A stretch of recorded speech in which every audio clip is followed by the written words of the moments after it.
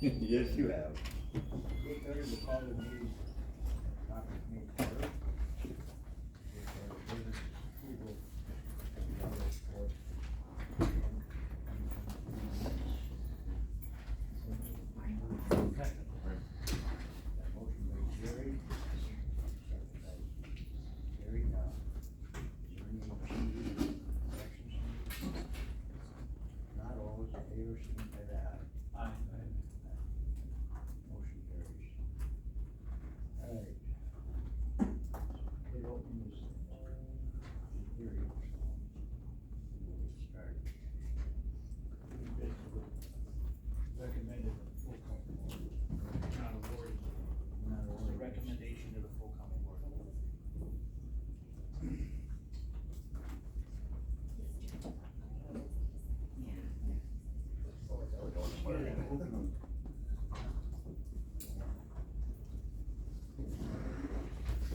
First one's from Oz. Okay.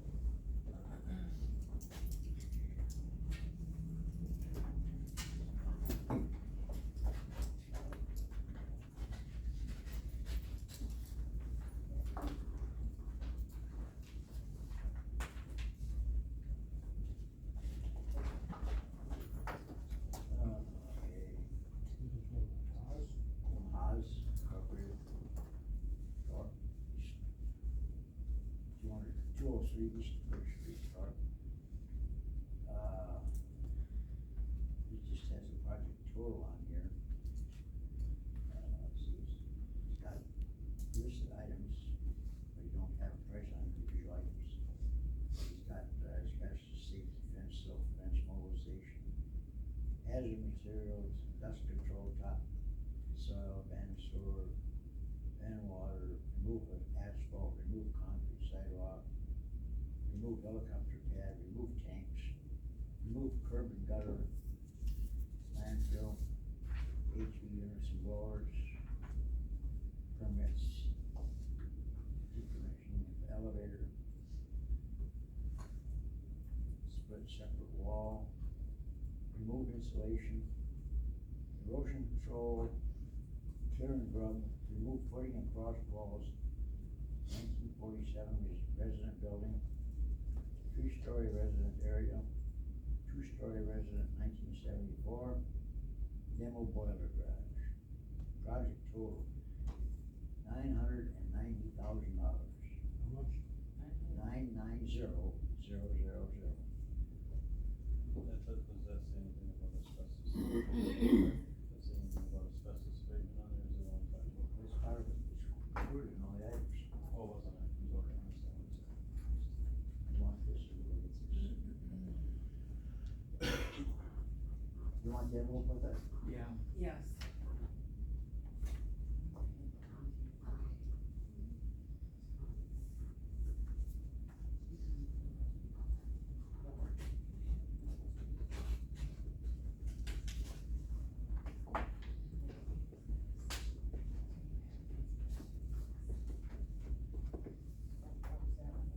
Lincoln, Lincoln,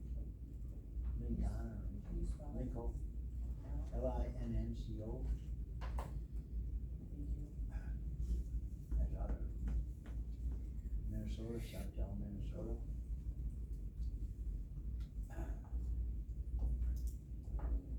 Got all this stuff. Mobilization payment forms bonds. It's WPPP and PPS permit and weekly. Whatever that's in.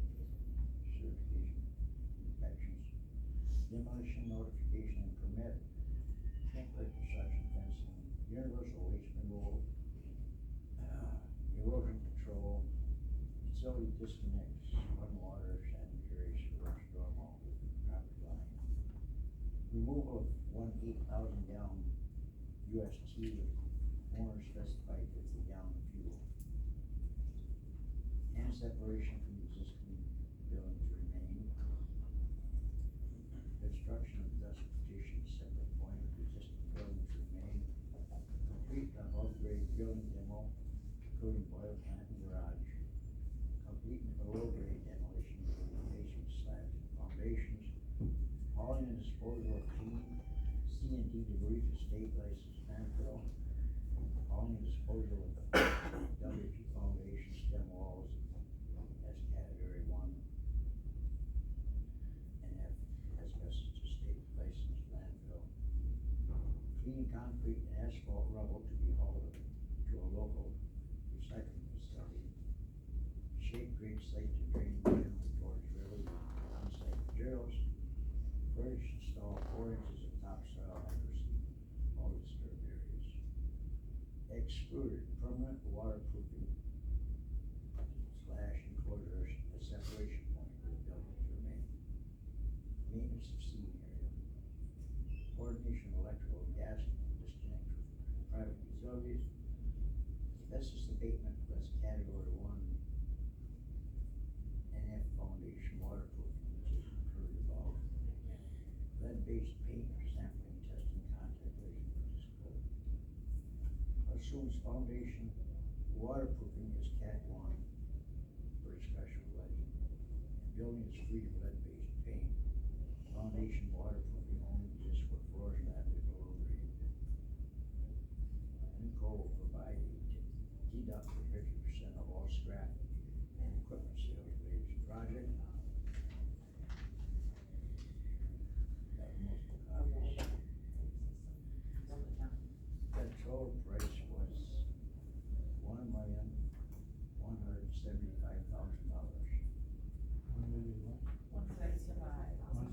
So that didn't mention anything about the elevators, right? No. That's a demolition only. No, that's a complete demo. Yeah. So, and yeah, they specifically said they didn't include asbestos abatement, but. That's a complete demo. Demolition. Demolition. Doesn't include the asbestos And abatement. asbestos removal? No, it does not include that. No.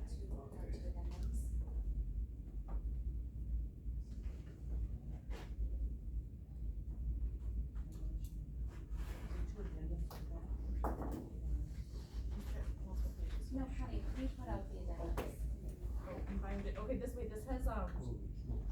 hold on, we have other options with this one. Do you want me to read it? Yeah, go ahead. Okay.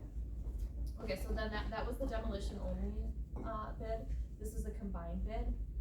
So it includes mobilization, payment and performance bonds, SWPPP, NPDES permit and weekly SWPPP inspections, demolition / asbestos notification and permit, temporary construction fencing, asbestos abatement, per legend survey provided with project documents, universal waste removal and disposal, erosion control measures per SWPPP requirements, utility disconnects, removal of one 8,000 gallon UST with owner specified 50 gallon of fuel, no sludge included, hand separation from existing building to remain, construction of dust partition at separation point of existing building to remain, complete above grade building demolition including boiler plant and garage, complete below grade demolition including basement slabs and foundations, hauling and disposal of clean and C&D debris to state licensed landfill, hauling and disposal of WP foundation stem walls as Cat 1 NF asbestos to state licensed landfill, removal of all asphalt and concrete pavement areas south of separation point on site, clean concrete and asphalt rubble to be hauled to a local recycling facility, shape and grade site to drain generally towards river using on-site borrow, furnish and install 4 inches of topsoil hydroseed in all disturbed areas. Excluded, permanent waterproofing enclosure at separation point with building to remain, maintenance of seating area, coordination of electrical and gas disconnects with private utilities, lead-based paint sampling / testing, contact legend for this scope, they said. And it assumes waterproofing is Cat 1 and F per discussion with legend, and building is free of lead-based paint. Foundation waterproofing only exists where floor slab is below grade. And that bid came in at $1,531,000. And it also says, and I don't know if we read that on the first one, a scrap credit. Linco will provide a deduct for 50% of all scrap and equipment sales. You have the envelope for that one? It's, yeah, it's part of that same first one, it's the same.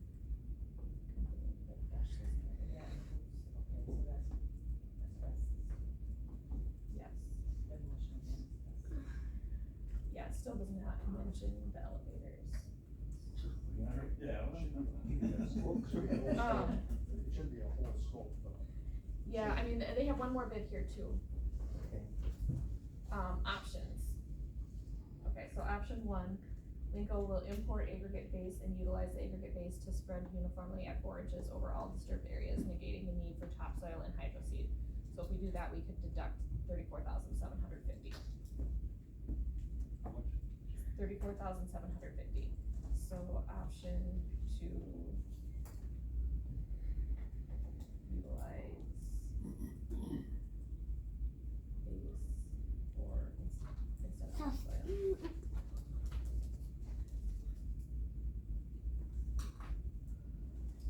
How much was that credit? 34,750.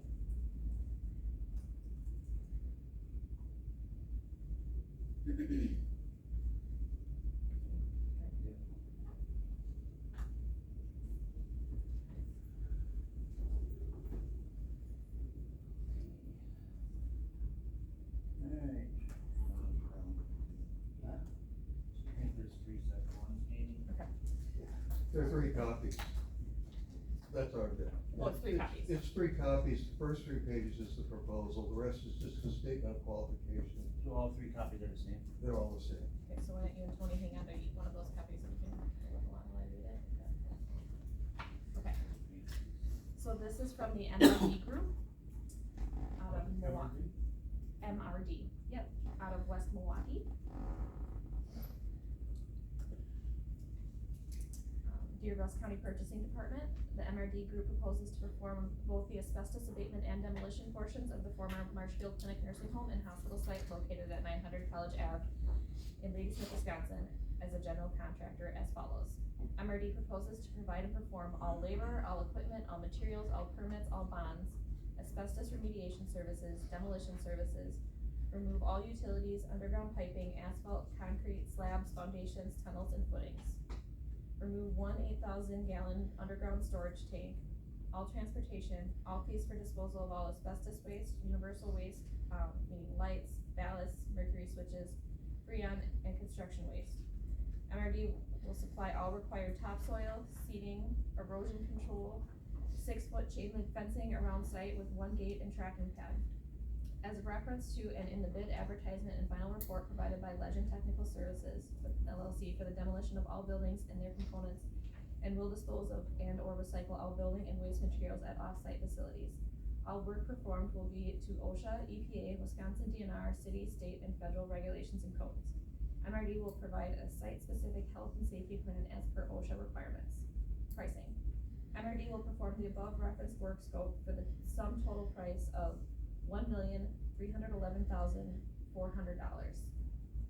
Lump sum credit for salvage is $100,000, so the total net would actually be $1,211,400.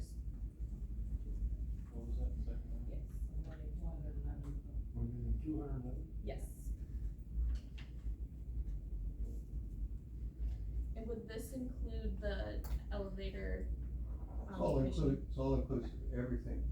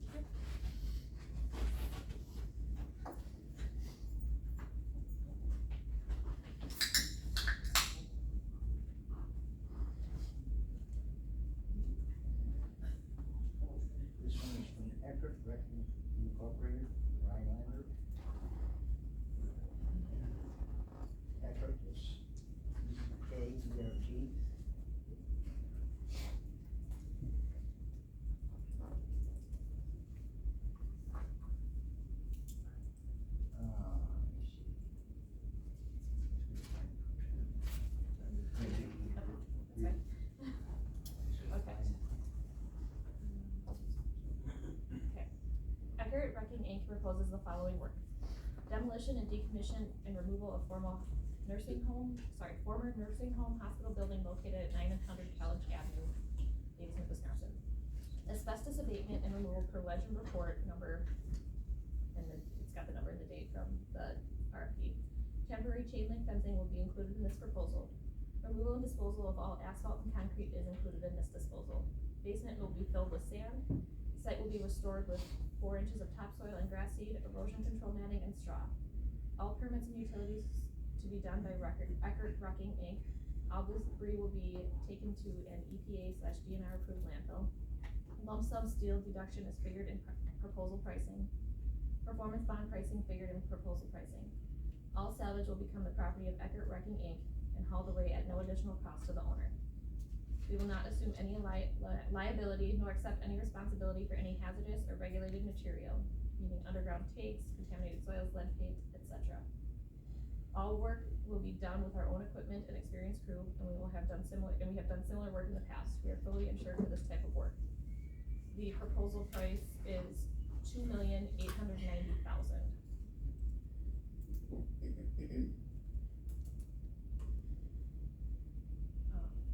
So I don't think that, but it is that specific.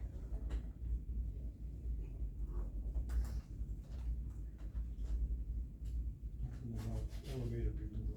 No, but since that was in the scope of the proposal, you can say it's probably fairly safe to assume that is included, but Everybody was aware of it. Everybody was aware of it and walked through. This is for Wolverine Construction, the Wausau.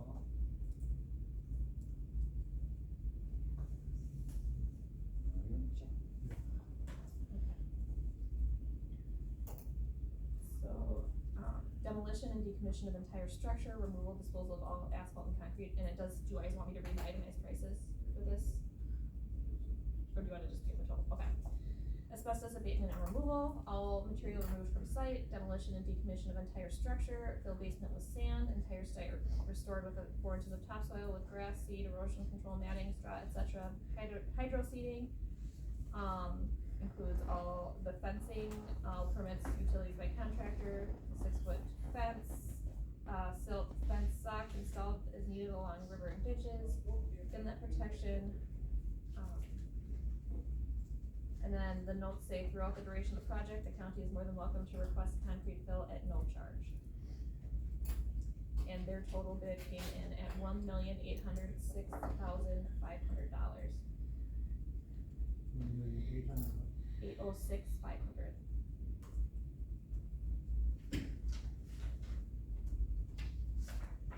Notes continued does not include, unless otherwise noted otherwise, any unspecified reconstruction, removal of anything not specified, hazardous material, toxic removal, contamination removal, any reclamation, excavation, or earth moving work. Additional services can be requested for additional fees.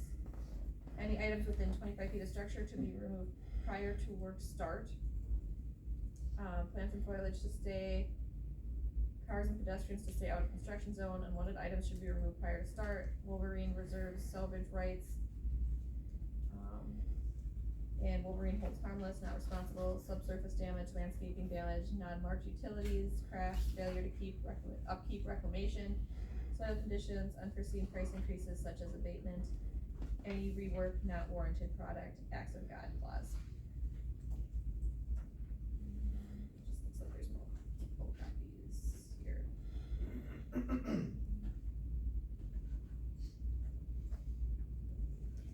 This is just ours, I think, yeah, excuse. This is door construction.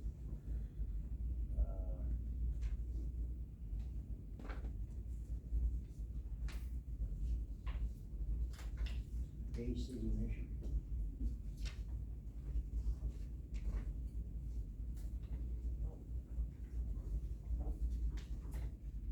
Door and Associates Inc. offers the following proposal to perform the demolition to Rusk County, 900 College Ave, Ladysmith, according to the specs and drawings provided on envirobid.net.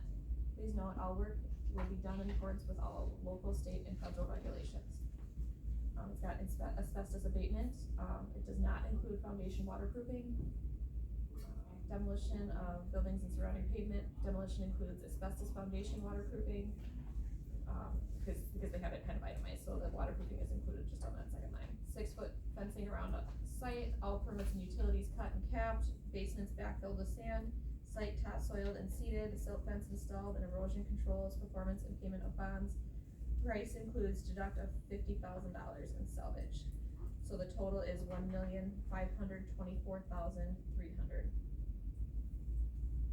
And that was DORE, like DORE, if you guys are paying attention to stuff. Is that price with the $50,000 deduct? Yes. Yep, it says price includes deduct of 50,000.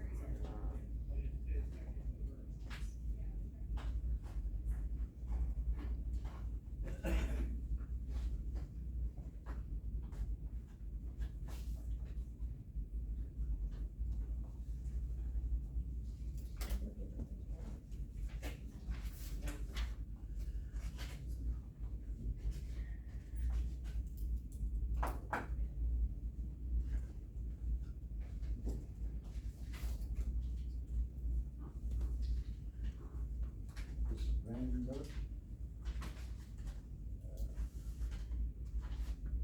What was that from? Brandenburg. Brandon? Oh, Brandon. Brandenburg Industrial Service. This one here says Elmhurst, No, Illinois. yeah, well, it's the application office. so- Oh, okay.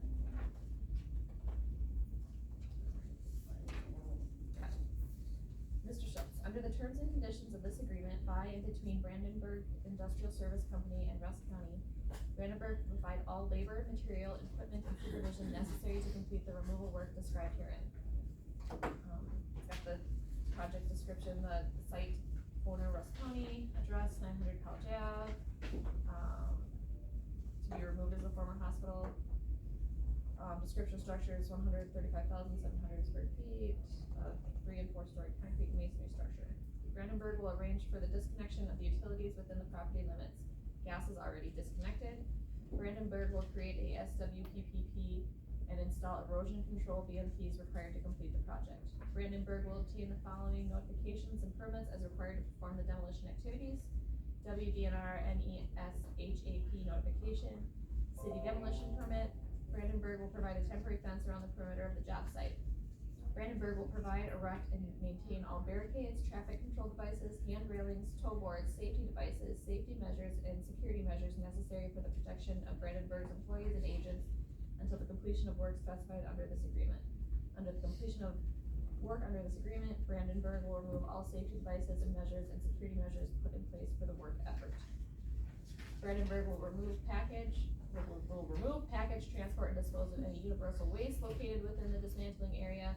Brandenburg will remove, package, transport, and dispose of the CFCs located in the dismantling area. Brandenburg will remove, package, transport, and dispose of the remaining chemicals within the structure as noted during the bid walk. They will remove, package, load, haul, and legally dispose of the asbestos-containing material located within the dismantling area and as identified within the provided survey performed by Legend Technical Services dated 7/24/23.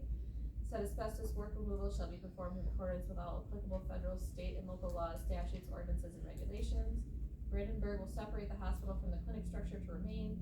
Brandenburg will remove the following structures: a formal hospital structure with associated boiler building, concrete paving sidewalks along with the asphalt paving, leaving the clinic parking lot in place. 2 fuel USTs, 1 active 10,000 fuel tank, and 1 20,000 gallon closed and filled UST per DAT cap. Brandenburg will remove the concrete slabs and foundations as noted in the provided drawings. Brandenburg will remove, load, haul, and legally dispose of the combustible and metallic and solid filled debris resulting from the above captioned removal work. Brandenburg will create a 3-to-1 slope from the upper elevation down to the lower elevation with imported sand materials. Brandenburg will place 4 inches of topsoil over the disturbed areas and seed the site. Alternates. Brandenburg will crush the concrete and masonry material to a 3-inch and under and utilize as backfill on the site. This will also eliminate the need for imported sand backfill.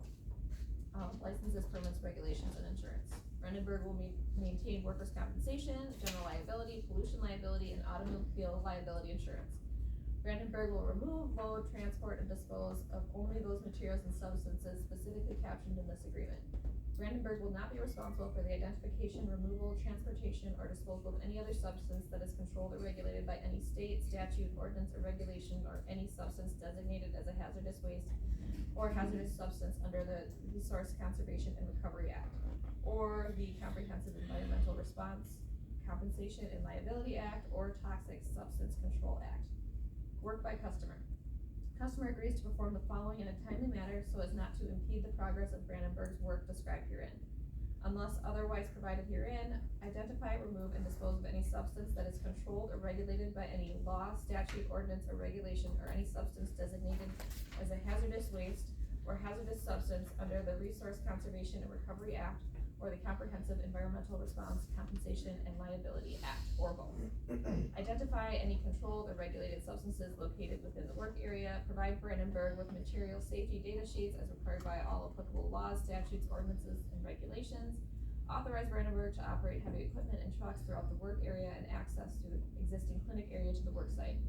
Provide, erect, and maintain all safety measures, equipment, material, and devices necessary to assure the safety of the work area upon the completion of the work. Provide, erect, and maintain all necessary weatherproofing, dustproofing, waterproofing, soundproofing, security measures, and or fire protection. Provide water supply in a sufficient quantity and pressure and in close proximity to the removal site to support all dust control and fire control measures necessary for the completion of the work. Design, provide, erect, and or install all necessary closures or repairs at the connection to the clinic building. Contract conditions. The customer and Brandenburg agree that Brandenburg shall occupy the entire work area exclusively upon the commencement of Brandenburg's work. Brandenburg shall not be responsible for the safety of any person who enters the work area unless such person has been specifically authorized by Brandenburg to enter the work area. The proposal is based upon one mobilization. The proposal specifically excludes the following: asbestos and not included in the survey, lead paint abatement, utility reroads, underground utility removal, restoration and weatherproofing of clinic building. Brandenburg will schedule work on 5 10-hour shifts Monday through Friday and an 8-hour on Saturday. Brandenburg will utilize every third week of the schedule for a travel weekend in which the crew will leave after an 8-hour shift on Friday. Customer will all the following: utility lines, pipes, wires, cables, or other structures that are located within the removal area that are designated to remain. The location and extent of each of these improvements will be accurately determined and clearly marked by the customer prior to the commencement of the work under this agreement. Brandenburg will perform all work in a careful manner so as to preserve each structure designated in this paragraph. Brandenburg shall not be responsible for damage to or destruction of any structure located in or near the work area which is not designated in this paragraph, accurately located and clearly marked. Customer will convey to Brandenburg all rights to, title to, and interest in all building contents and or salvage materials not listed above that are currently located within the dismantling area. Almost there. Brandenburg will perform all the work described in this agreement, and in consideration of receiving customer title to all salvage and payment in the total of $2,990,650.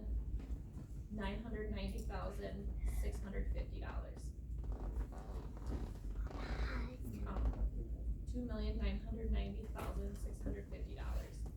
And then, there are a couple of alternates here.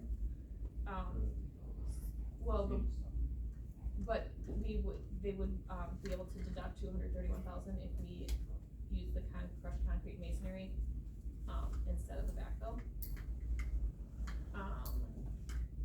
And utilize crushed materials as stabilizing material and eliminate topsoil seeding of the site would be deducting another $110,800.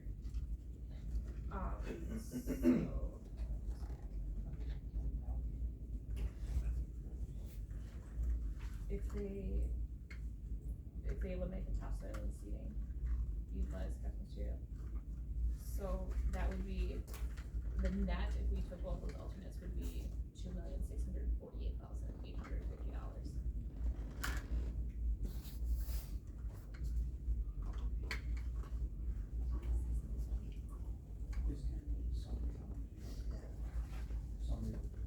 Okay, you don't want me to read it?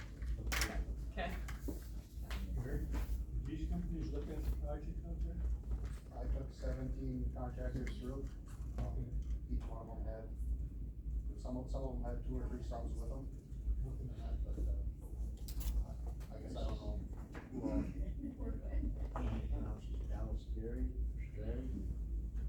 Dallas Terry. Dallas Terry, it's, Elkhorn, Wisconsin.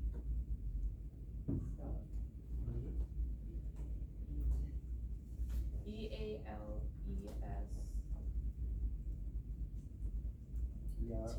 TRI.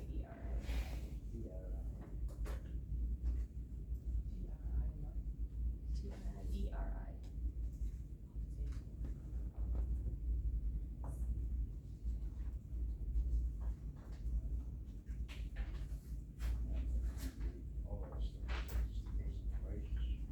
That's a single section. That's the same. Yeah. Asbestos. No.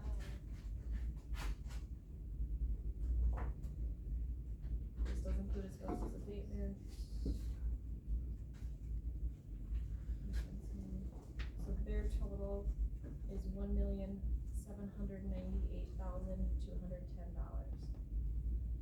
On what?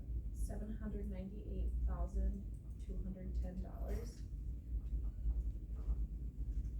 And this does include them keeping the scrap, so there's some additional pricing in here. They have an allowance, if required, that we would have to add in of $100,000. They have, so this includes them keeping the scrap, but if we wanted to keep the scrap, we would have to add another $93,600. We could deduct $38,430 if, concrete is processed on site for reuse. Then we wouldn't have to import sand.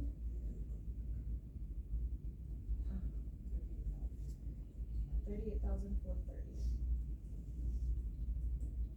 And then foundation concrete impacted with ACBM tar coatings, if foundation is impacted with them, you'd have to add $65,400.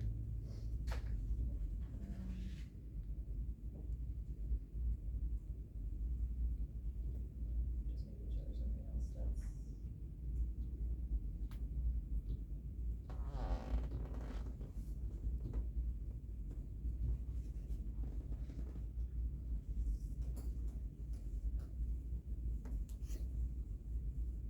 They do have a timeline in here, if that's of interest to anybody,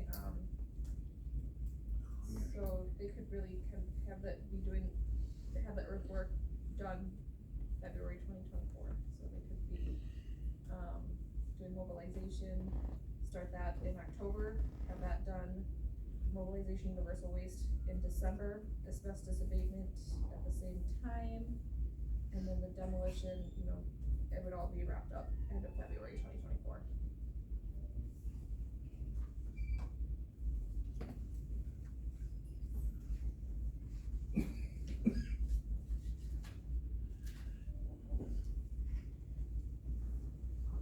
This is from Robinson Brothers. Out of Wanakee.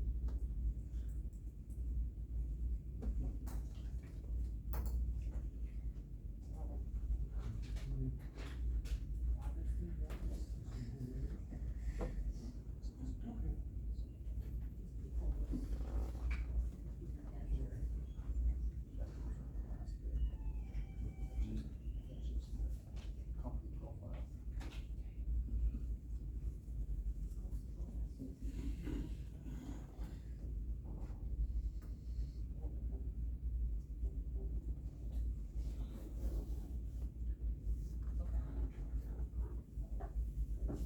So this includes the asbestos abatement. The combined bid, is $1,024,400. And then there's also an option for a scrap discount of $10,000. 1,024,400. 400, Scrap is what? 10,000.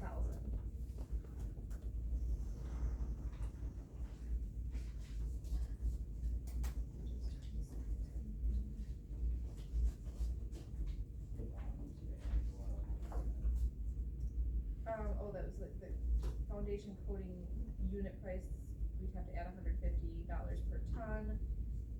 Additional asbestos piping unit price was $800, or $8 per linear foot, and performance and payment bonds at $13,500.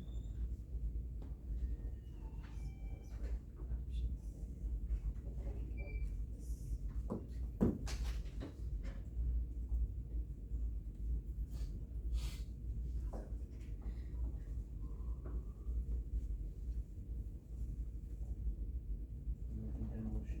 American demo.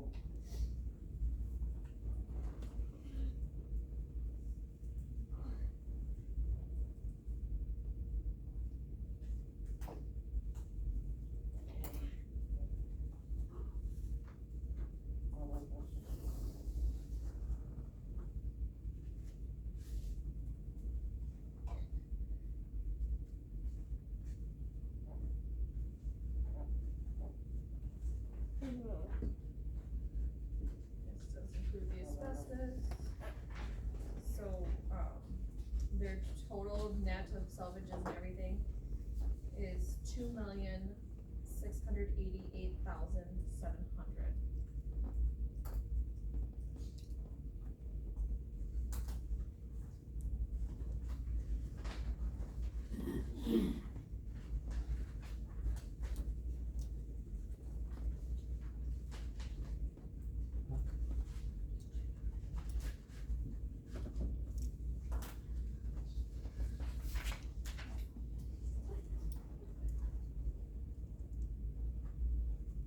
And this one has, anticipated contract start date would be October 2nd, 2023, with an end date of October 31st, 2024.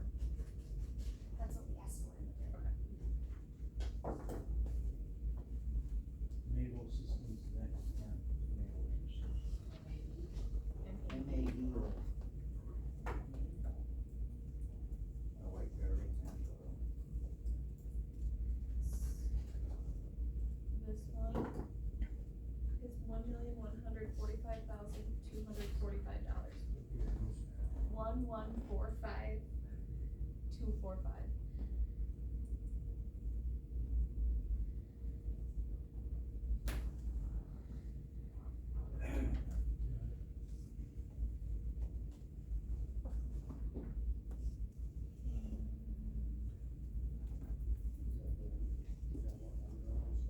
Yes, it is. They do have like, that's assumptions that it's straight time work, Monday through Thursday. Check air monitoring. Based on the, pricing based on the owner, general contractor supplying electricity, heat, sanitary facilities, and water during abatement activities. Owner, general contractor, demo contractor provide construction fence, staging area, and space for on-site dumpsters. Pricing based on owner/general contractor moving all movable items from abatement work areas prior to abatement. No. Wouldn't they be the general? Oh, you know what, hold on. This is just the asbestos. This, this is just asbestos. Yeah.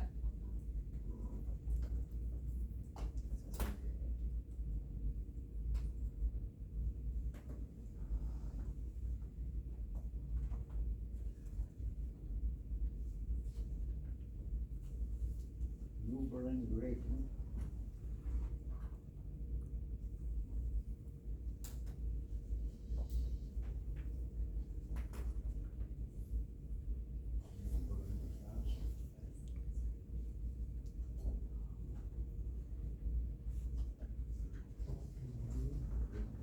New Berlin. Yeah, New Berlin grading.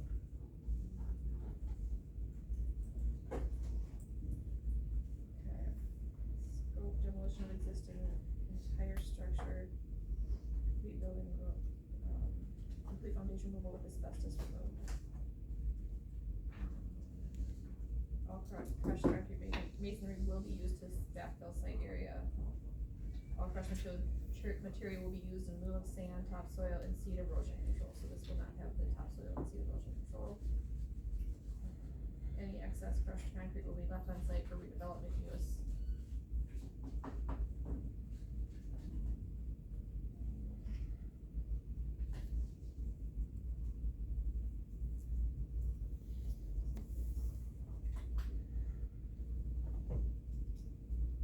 Excludes foundation mastic if discovered. Owner will assist with electric and gas utility disconnects.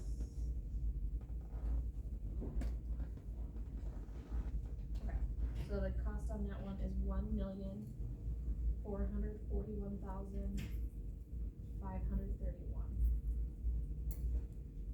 That's asbestos only. Nope, this is everything. It was the last one, that Mabel, that was asbestos only. Oh,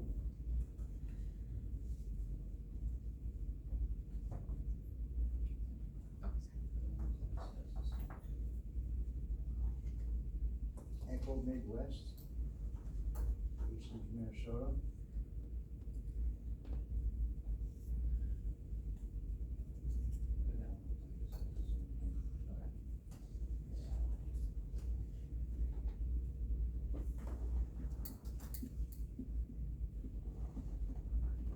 yes, so asbestos abatement only. Echo. Yeah, ECCO. So just asbestos only, $472,720. Again, 472,720. Yes.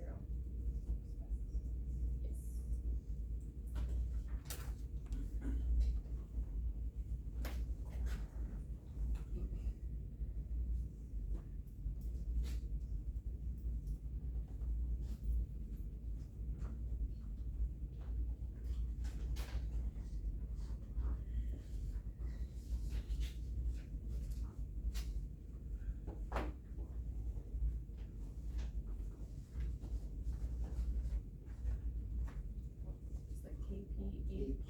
KPH Construction. KPH KPH. Construction Corp.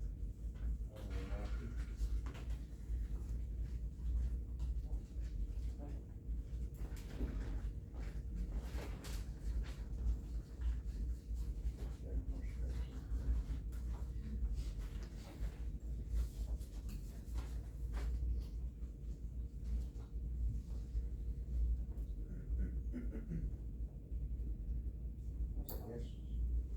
Asbestos abatement only too.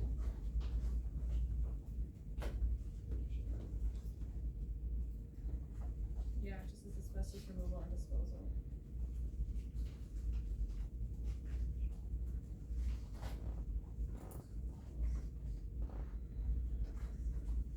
No, that was so the asbestos total lump sum is $379,159.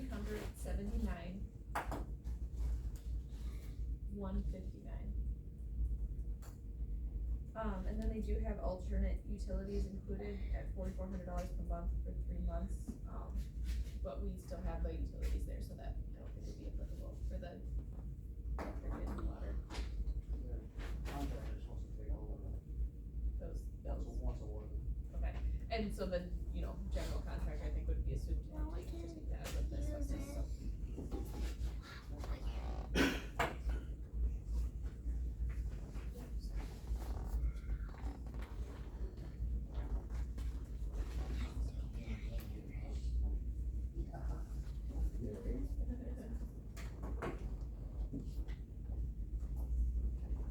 Dirty ducks.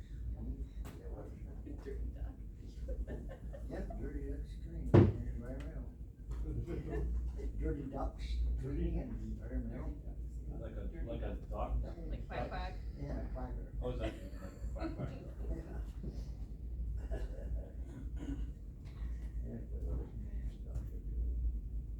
No, it's ducks, D-U-C-T-S actually. Okay. But they do have a duck. Yeah, I mean, have a duck on a logo. Okay.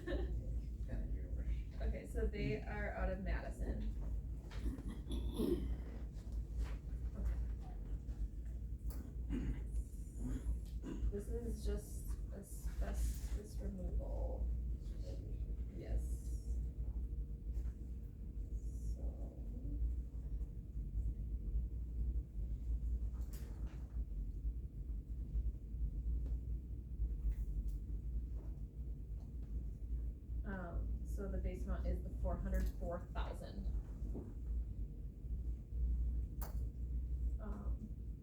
And then if we want a performance bond, it's another 4,400. And then there are alternates.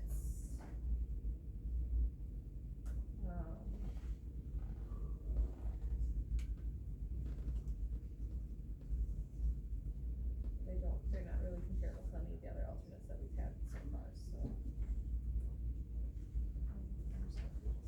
So it's got the sugar fruit attached. Okay, so I think we're good.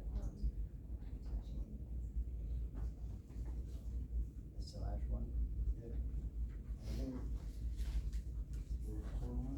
$404,000.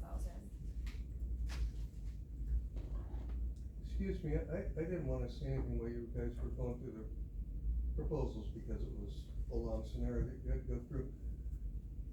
We were at 1.2, but we assumed that you had to bid to the bid spec that you guys provided, which said you had to put sand and stuff, but I see a lot of the contractors here putting deducts in for crushing. We would have crushed the stuff on site, but we assumed you had to put all sand in it, our original bid to do that, and we would have been below $1 million, just to, but it says that you have to fill everything with sand on that thing, so we bid with, based on that. Now I see other people, I didn't know that we were allowed to bid it as alternates.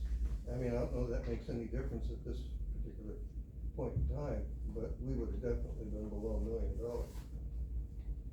Because the cost of sand to bring in to fill that whole thing is substantial. I guess everybody that walked through with me, I told them the bid per advertisement, a few contractors had asked about, crushing on site. And I told basically every contractor that was there, I mean, you weren't there for your company, there was 2 other guys there. Yeah. And I told them to put an option in for crushing, because I didn't know if it was up to the county board or the property if they would accept the option. Yeah, cause the owner was doing the last bid, and I saw his original bid, and then he said, well, it says here we have to put sand, I'm just telling you what he said, that's not. I just told them I told everybody the bid what was on the advertisement, but if you guys if they wanted to put a option in for crushing on site, I mean, we would look at it.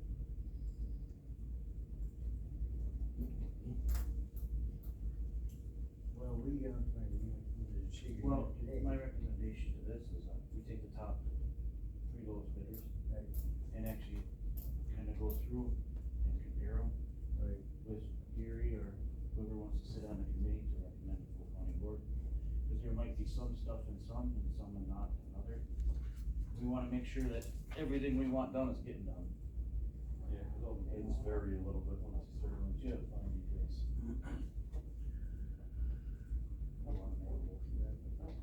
Yeah, but we wanna. Pardon? We wanna figure out who wants to be on there. Kinda sit down, I mean, you can kinda go through, you know what we want.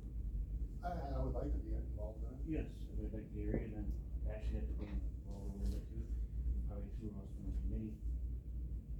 To go through the top, the 3 low ones. 3 low bids. You know, 'cause there could be stuff in one that one's doing, not another. I mean, we could. You're recommending that we send the 3 lowest to the full county board? Yes, and then have kinda go through them to, then you can deal with each company and ask questions. Yeah, I mean, no What question. we're actually getting done. You know, all these bids to the Are county you board. including all options or, right? The lowest. Including asbestos? Cause there was no bids for just Or just deep, demo. just demo, right, so we don't have anything to match it. I would suggest to evaluate The low 3. I would say all of them, because they're proposals, they're not apples to apples. Right. You're not gonna, can't believe you're gonna take what some bids. No, we can't do Bids that. to shove for the county board. We'd like to have it narrowed down to at least. Huh? But if the committee that Jerry's talking about, if they looked at all 14, Yeah, that's fine, except, there are some of these are considerably out of whack. well,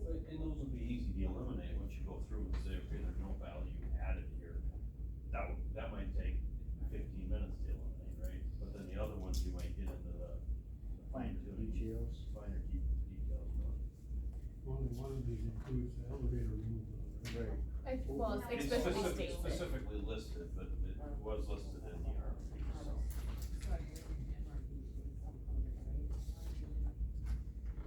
MRD, Buzz MRD and then, Robinson. Robinson. Robinson, right? You're first from the Haas. First one. Yeah. Yeah. MRD and then,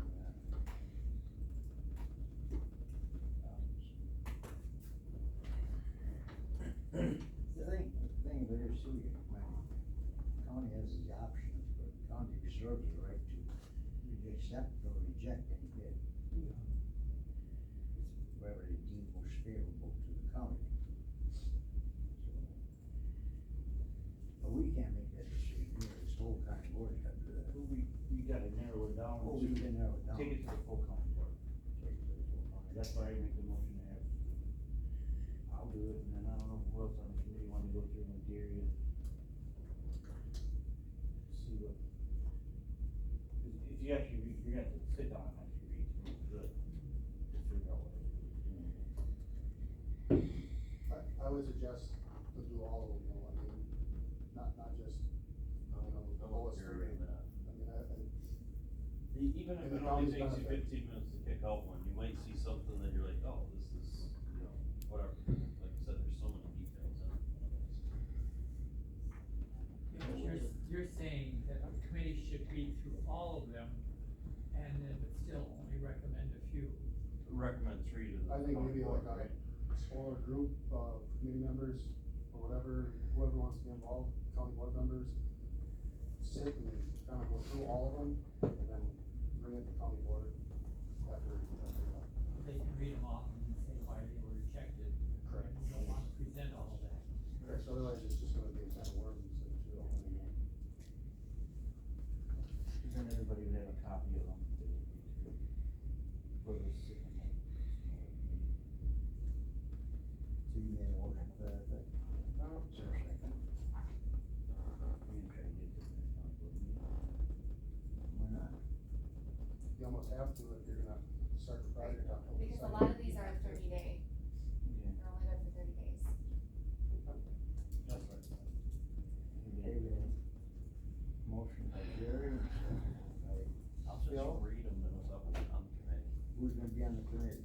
So are you looking at all of them, or, Well, I guess it Jerry looks- suggested except for the asbestos? It looks like there was 11 that included the full scope. That included the abatement and demolition.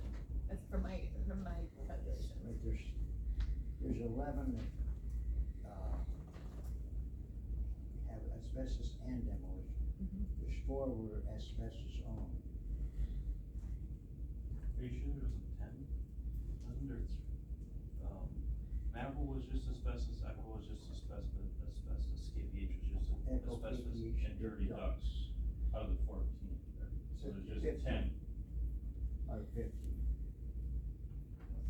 Oh, I don't. Yeah. Take off your shoes now. Alright, you're right. Well, we wouldn't just do the asbestos one, but I would equal with the demo, because when we get to find something that gets done, it's 14. Well, no, and besides the fact that you do that, now you gotta go submit, RFPs for demo only. If you accept asbestos. Yeah, we did get one, well, there was one that was for demo only, that, cause. That was the one with the Winfield- 3 options. Yeah, I guess I would like to look at it more because Yeah. I have a hesitation that maybe one or the other one might be just a demo. But, that one for sure, but I have a reservation on maybe one other contractor, but, I don't wanna look at it a little bit more. Yeah, we could ask clarification questions too. Yeah, well, I think regardless, we're gonna have to call the contractors up and just. Clarify what's- Clarify. Well, we have a motion made and seconded. Do we want 2 or 3? Just after that, we're recommending, this committee will be recommending to the whole county board, so. Two or three what? So the people to go through these and decide. And you're gonna tell me the list of people who want to start with this motion, where you asking for? So you want, So you want like an ad hoc committee? Yeah. Kind of, and it's the approval of this committee to, I don't think, maybe rather than that way, just so it doesn't sound weird, maybe just have the property committee meet, but that's not necessarily all five people have to be there. as long as you have a quorum. Quorum of property. Yeah. Why don't we do it that way? We got the forum. Have a quorum of property. That's three people anyways, which is what we wanted to look at, right? The quorum is just my three. motion would be to have Gary and me and somebody else go through and pick the best suited for the county board. Okay. I have you and Just Gary like it. and Ashley, if you know. I will.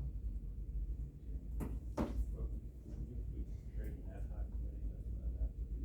Yeah, we can't, Yeah, We yes, don't wanna do we that. don't want it to go down.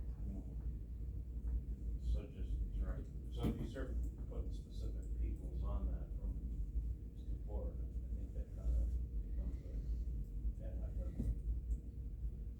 No. We could say to look through them for everybody too, I but would think, when I go, if you're gonna do that, you should all up to have a property committee. That's what I And would then say. it's just, there's no issue about who's gonna be there, who's not gonna be there. you can look over the, you can look at them separately. If one can't make it, we still got the forum. Right? If one can't make it, we still got a forum. That's what I'm saying, yeah, to go through. I think that's what we should do. All five members wanna be there, that's fine, if they don't, if one can't, two can't, still can make a decision. Is there any way we can get somebody to scan us copies of these before that? So I guess if we're gonna do that, We're sitting at home, nothing better to do, but eat ice cream, watch when Netflix. is county board meeting? 26. 26th, and today's the 15th, you got 11 days somewhere in there, if you wanna meet, Can't meet Monday or Tuesday. Monday or Tuesday. Conference. What's that? Or conference. If we make it there. Yeah, okay. How about next Wednesday?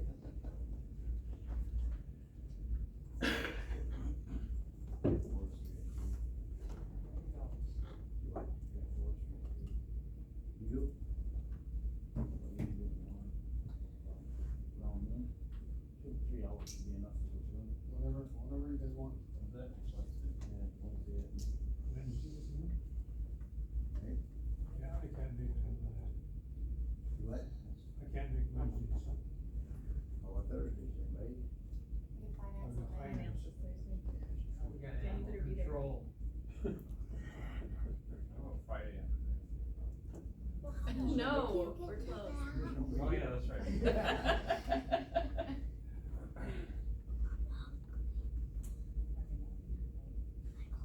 Honey, we could do Tuesday afternoon, couldn't we? County board is the 26th. Terry and I can be early. We could just leave early. I have my meeting Tuesday, 6:30. Well, if we have it like 3. You can't meet any Mondays at all? Well, just this covered Monday. Mondays, Wisconsin Counties Association What conference. Monday, the 18th? Yeah. Well, county board's the 26th, you could meet Monday, the 25th. That's, yeah, there's gonna be a few questions. You need more That's time. kinda close, why don't you see? You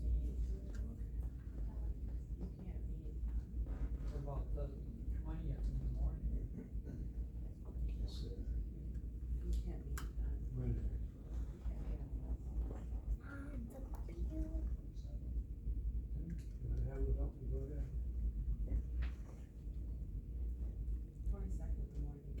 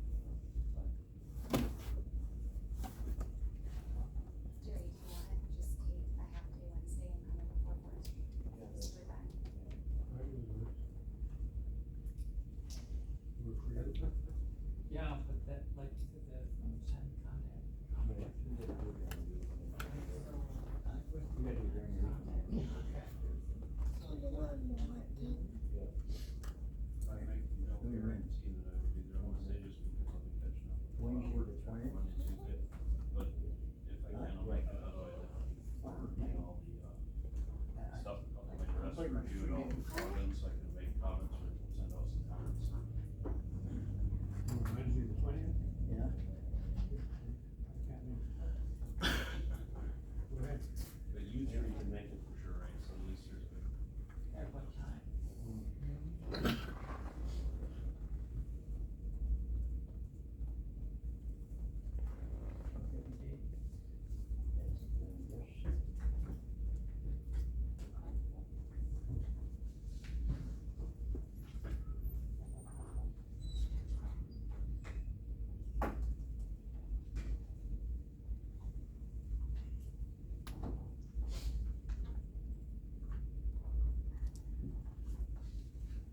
Well, then if you pick some of these, then we could care clarification like MRD could say, well, if we get that. Right. Reconstruction or that, their bid would have been different. And Gary can probably look at them before that, maybe even ask some follow-up questions, so that he has that info. Yeah, anything easy. But the bids are the bids. Yeah. You can't change them.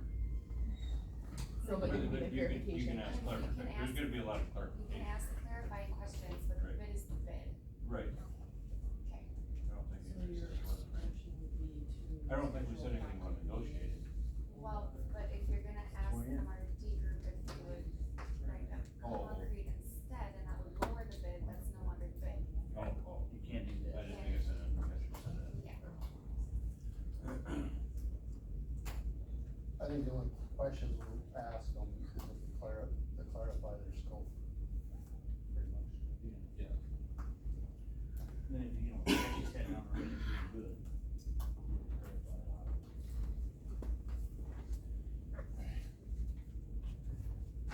Alright. You have the motion, right? Copy, maybe?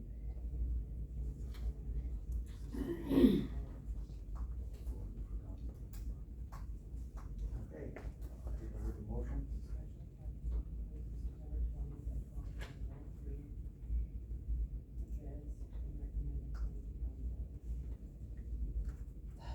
Understand it? All in favor, signify by aye. Any opposed? Motion carries. Now we can back to our regular business.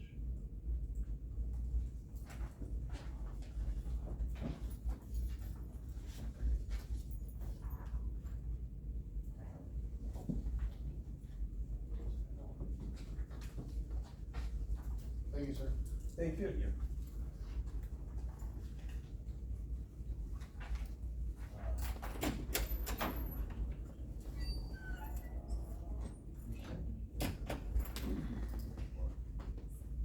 We're on 1B.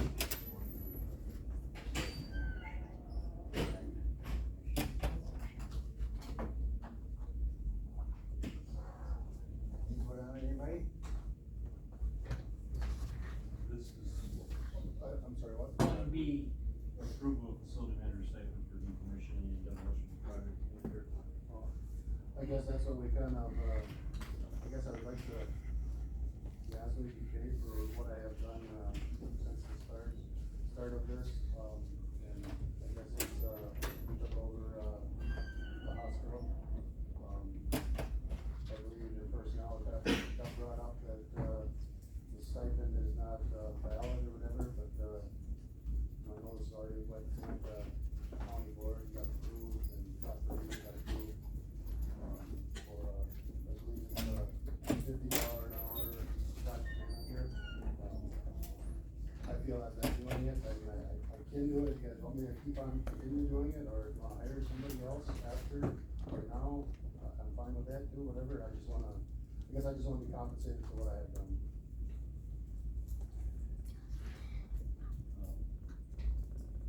We're not planning on hiring a person. Yeah, I got approved that personnel on Wednesday. And when will that person, I suppose, get an interview or anything else? The motion, it was approved by county board by resolution. Yeah, That so- was to, Yep, So pay a personnel person, approval we goes get in, them if needed, and then we never advertise. So then personnel had to approve that resolution for you guys to approve whatever you guys want. Now it's on either approve well, it's already posted, the position is posted on our website. So we could pay Gary a stipend up until the time that person starts, because he was taking that position. Well, Okay. do the council, Yes, That's what it says in the resolution. and I'm just, I mean, the HR manager position's been posted for a long time, and there's been a lot of us that have been doing extra work because of that, so. I mean, I guess we could ask for stipends too. This has got nothing to do with that. Oh, I agree, but it's a similar situation where, you know, somebody, you know, picking up extra work to cover the needs of, We gave Heidi in the first year, it's a stipend, but she was doing extra work on, Rusk, he took that. Commission that he took, And I was doing the work. not the first time around. right, but Charmaine didn't get one, and she was doing extra work because of all that too.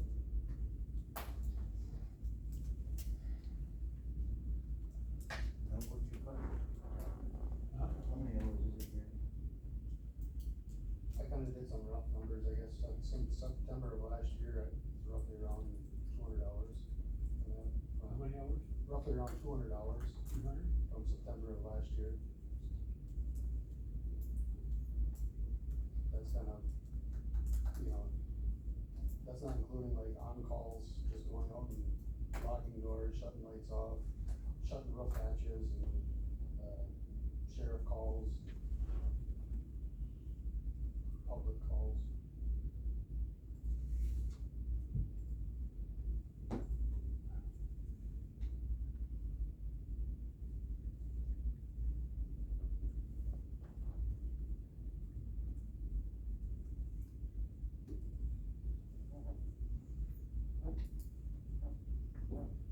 We took a lot of, quite a bit of, items out of that building and used it other facilities. You know, one of the big ones was a mini split that we put up in the jail, took out and put up in the jail, and a heater that we took out, put up in the jail. Lot of other little things that we took out and put in other buildings.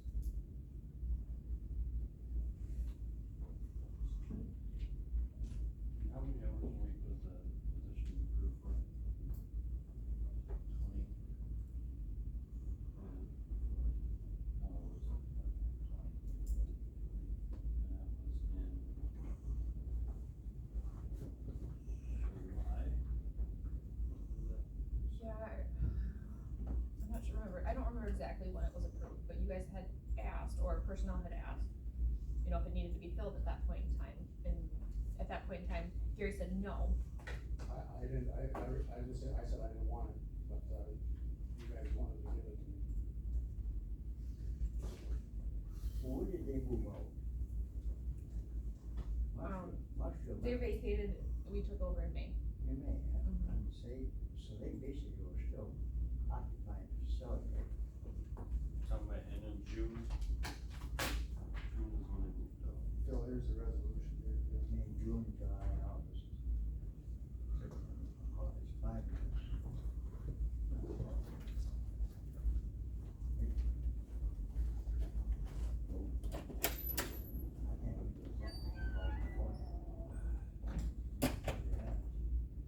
Well, I had to get quotes from, you guys wanted me to get preliminary quotes from, for demo and asbestos.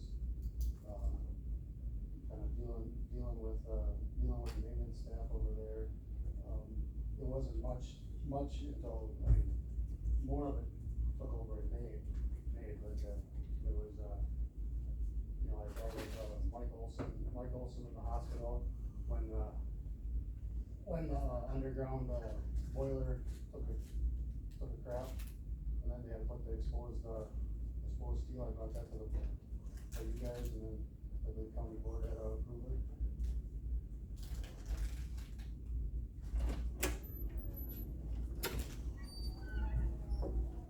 That job is taken now.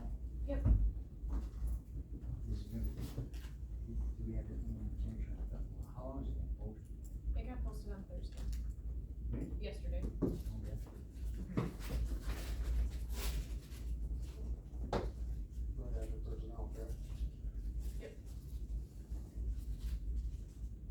when county board approved it? County board approved it, what was that, do you know what the date on that resolution is? April 10th, I think. Yeah, so they approved it to be posted if and when personnel, approved it. So at last month's meeting, you guys approved forwarding the personnel to get that job posted. So personnel approved it on Wednesday, and then you guys will serve as the hiring committee to fill that position.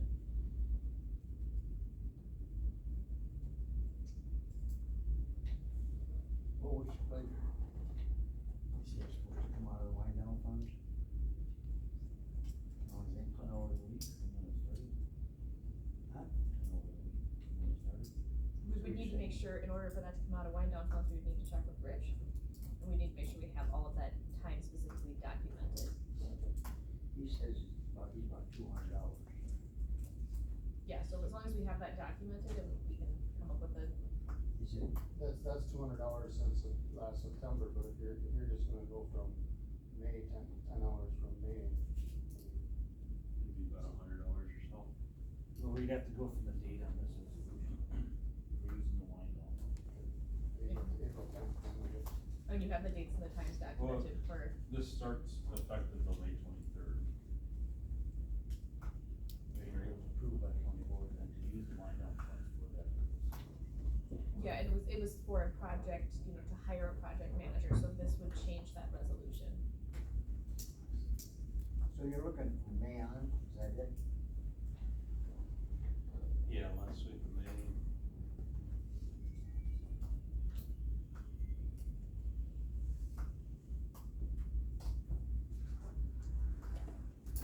Today, we're sitting pretty good with wind down fund lately. Yeah. I'll make a motion to go, instead of 10 hours a week. From when? From May 23rd. Do you have the When dates was and it? times Was it documented? May first or effective date? May 1st, we took over. Yeah, I would say from May first. The day we took over the hospital. And continue on until we hire someone. Until we either hire or. So what, that has to go to personnel, I thought personnel gave property the authority to do it. for it to hire for this position, this has nothing to do with that. This resolution was to create a position for the LTE project manager. So, we're looking 10 hours a week since May, and how much hours is that supposed to be? But this is different, would it be 10 hours at his rate of pay? What's his rate of pay? I don't even know. You should have that, shouldn't you? Well, I can look it up, yeah. But that's the thing, it's a salaried position, so, But it's based on X number of hours per week, whatever you call it. If you calculated the hours you put in, it's probably like $5 an hour. If you did actual time. Correct. 35.74. So it says 36. Well, it would be easier if it was at his normal rate of pay. And you have these times and these days, the days and times documented for everything, so we'll have to put that in for we'll have to check with Rich on, because we have to, any usage of that wind down funds has to go through legal counsel, our corp counsel, and the hospitals.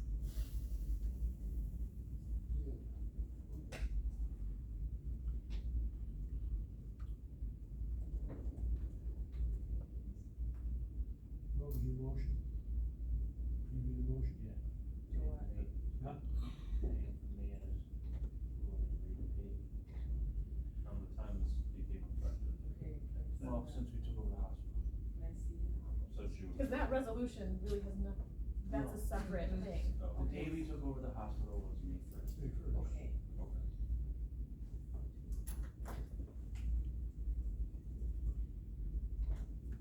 Can you put something in there pending approval by corp counsel? And personnel needs to approve. Well, yeah, statement. but yeah, I mean, even if personnel approves it, we can't use the wind down funds unless. Unless you'll consent. Just make sure that there's any hiccups with corporate counsel that you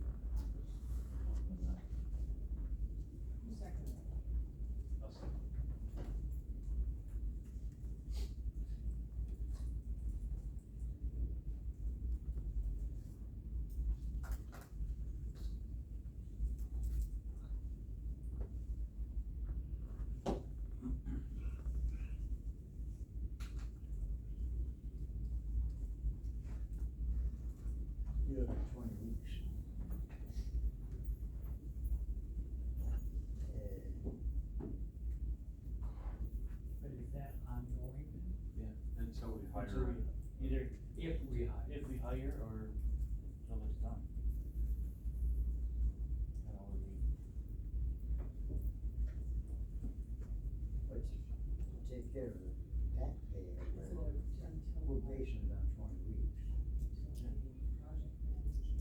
at 36. Till completion of the project or the project.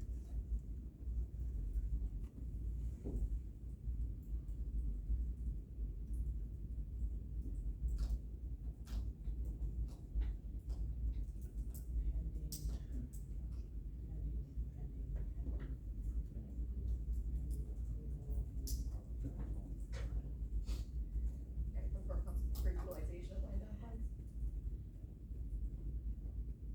Council and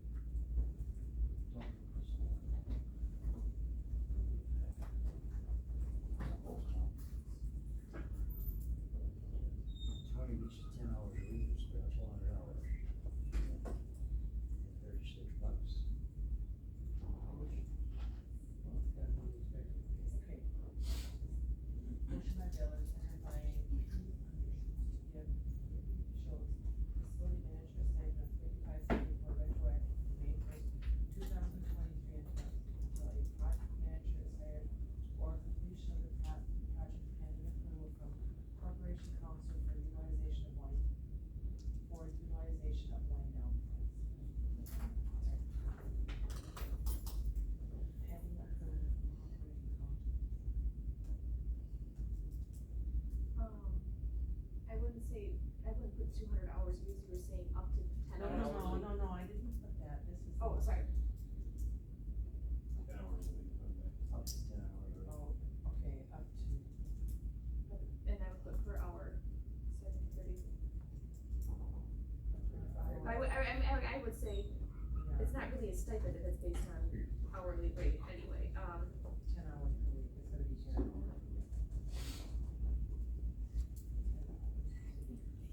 up to 10 hours per week of additional pay. It's regular pay. Yeah.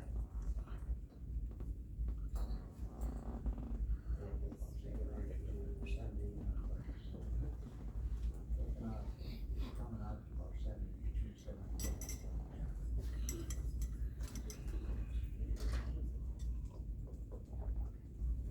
Okay. But that would carry on also until you hired somebody. Yeah. Right, To give Gary Schultz, facilities manager, up to 20 hours. From May 1st up to May. If, either, Beyond that. either we hire someone, it just needs to go.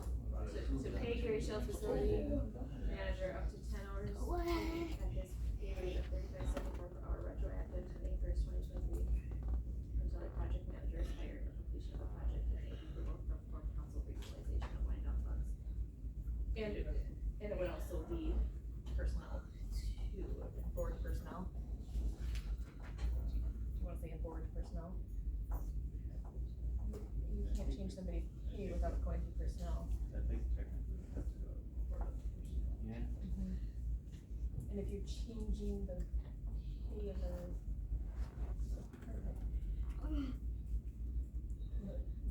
When does it have to go through county board?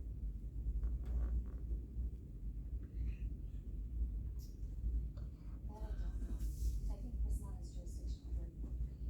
When's the next personnel meeting? A month from now?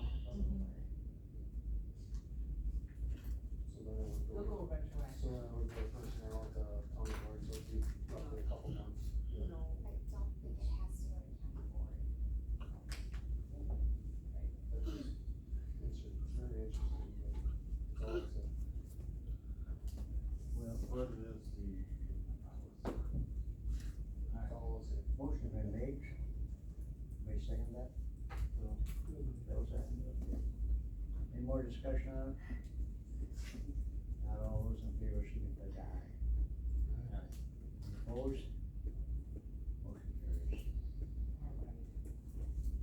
We got really far. I knew you were gonna say that. That's a speedy, right? Better be. Terry, we did, don't worry. All right, recycling is up. Okay, all right, so, I, entered the annual site attendant reimbursements, so all of that will be, going through finance next week. Stericycle, they, are the ones that picks up the sharps for the county. They picked up all of the ones that public health, clean sweep, and emergency management pad, and we have 8, boxes that we are allowed in a year, and we only filled 3. So I'm going to do some more sharps collections throughout the year. It is a hugely needed service. I did one last Saturday at the safety fair. It was a new venture, the first ever that this organization did. So it wasn't the greatest turnout, but I did take in some sharps that day. So that is good news that we still have some room. The next thing on the agenda is the Village of Conrath recycling. So many years ago, at the exception of, so a couple decades ago actually, Village of Conrath had their own recycling dumpster. It was on a road right outside of the village. We had some issues with contamination, things like that. And so then major budget cuts happened, I forget how many years ago, so we had to revamp the way we did things. Village of Conrath, they do curbside collection and then their person puts it in the dumpster. So then what we did was we got rid of the Village of Conrath dumpster and we had them take it to Willard because Willard wasn't filling their dumpsters. That way Willard got to keep theirs. So now there's been, and Willard's not been happy about that, probably from the get-go, but definitely not in the last couple of years. So the last 2 months we've had contamination fees at Willard. So Willard is blaming that on Conrath. And so anyway, long story short, I think we need to go back to the way things were. So I'm asking to be on the Village of Conrath's meeting, next meeting. Willard already had theirs, so it'll be next month. I need to find out, okay, how much are you taking in? What yardage of dumpster do we need? Obviously, we're gonna get it locked. Where can we put it? Things like that. So I don't have prices. I just wanted to give you a heads up that that has been an issue. I do have the contamination video up if you wanna watch it. But it was a doozy, this last one. So then Willard, of course, wants to keep their 2 dumpsters. So it will be an additional expense. But we had the expense, we got rid of it. And Willard graciously does not charge us for their site reimbursement. So anyway, that's all I know for now on that.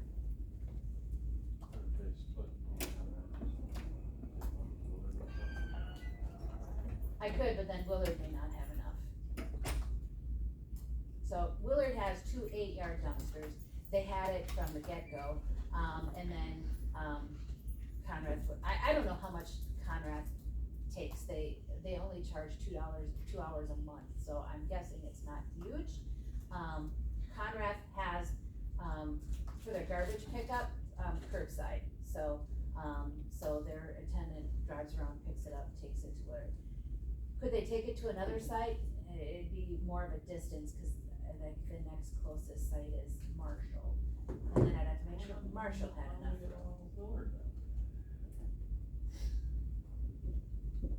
Willard's very unhappy, so I don't know, how to make that any better, but then I did tell Willard, I said, okay, if I get Conrath not to bring their stuff there, you can't be keeping on blaming Conrath.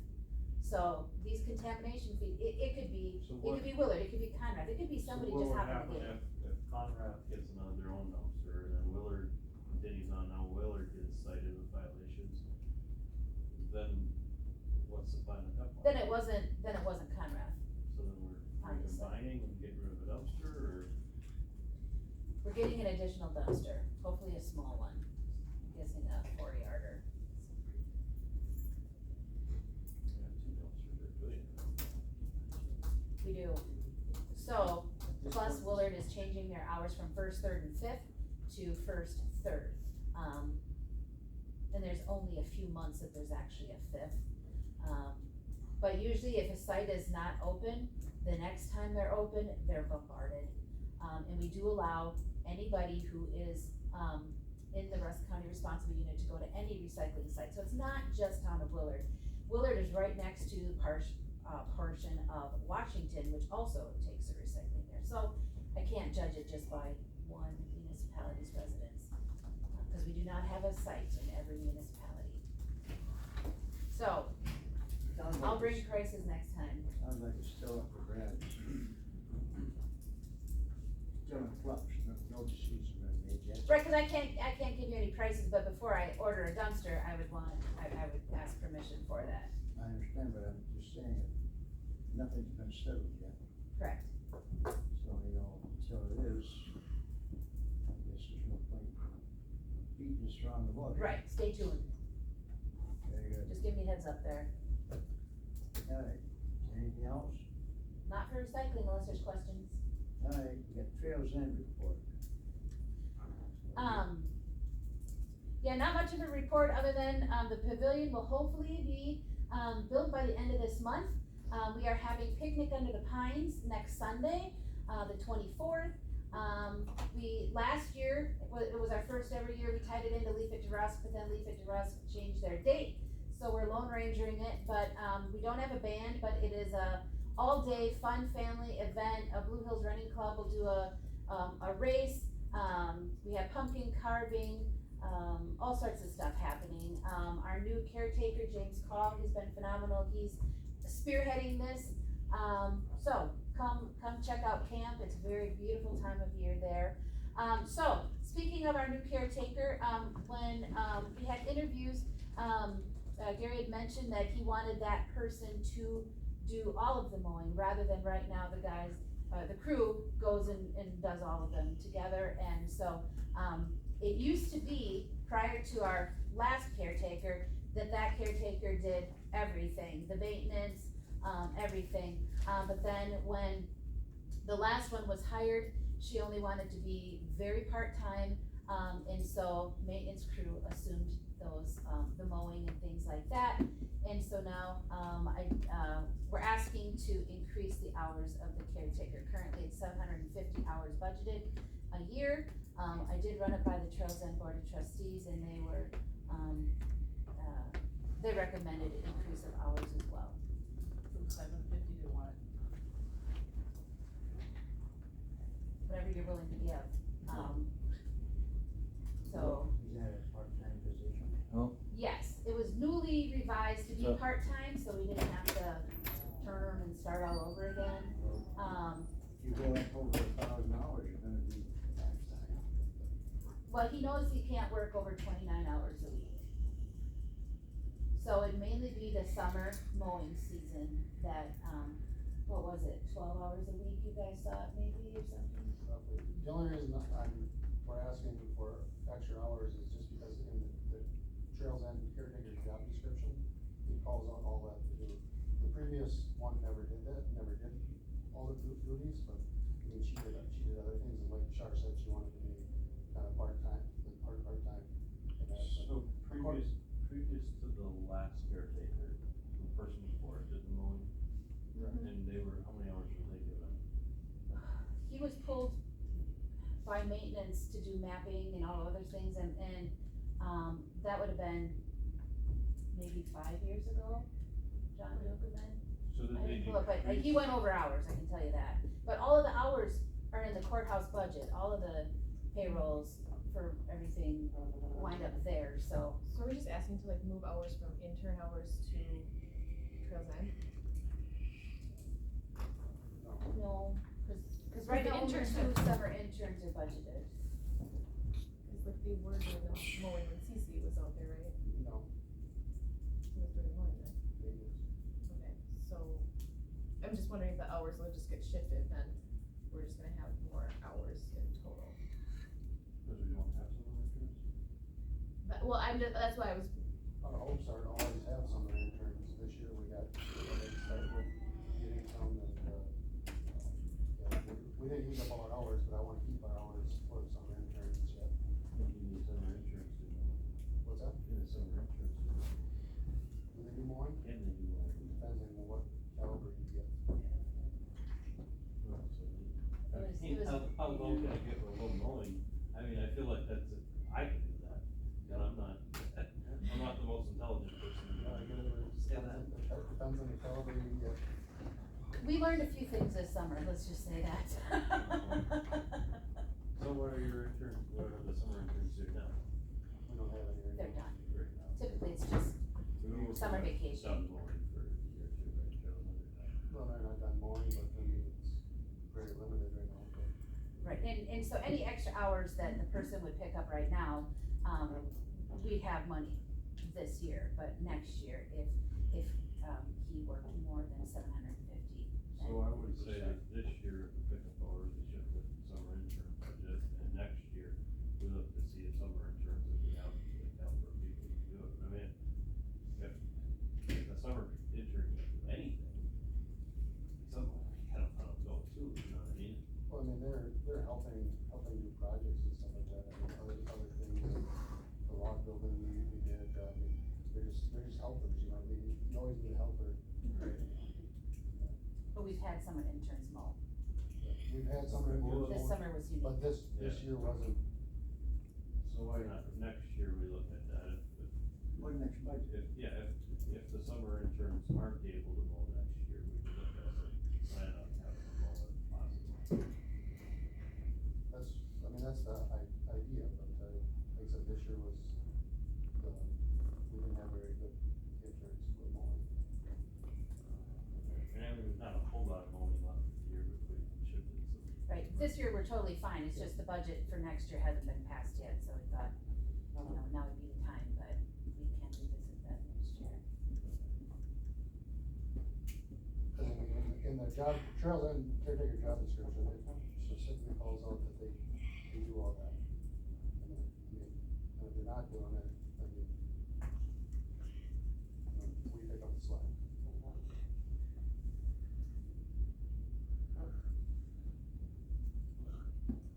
So, the interns aren't able to work in their own time.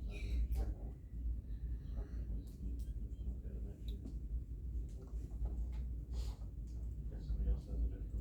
We have a fairly good caretaker right now, and, I mean,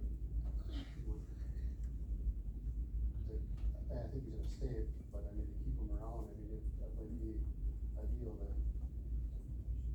let him know he's gonna possibly get burned, and get more hours, I mean, that's the key. You know, And if the summer intern is doing that, because sounds like the job description is 750 hours while doing the mowing. But if we need to change where, get rid of a summer intern and change that budget over, we look at that option too. So I don't know whoever came up with that 750 hours, but, camp usage has skyrocketed since that time. There is so much more happening at Trails Camp, so, that should probably be looked at anyway. And that's something maybe personnel can look at. I guess I don't, Is not enough hours for the person to do. That could be some personnel that can do. and I agree with you there, I just don't wanna give away hours for like summer help, you know, just take them away to, in the future, for, trails end when we should, fix the problem. Instead of just sitting down there,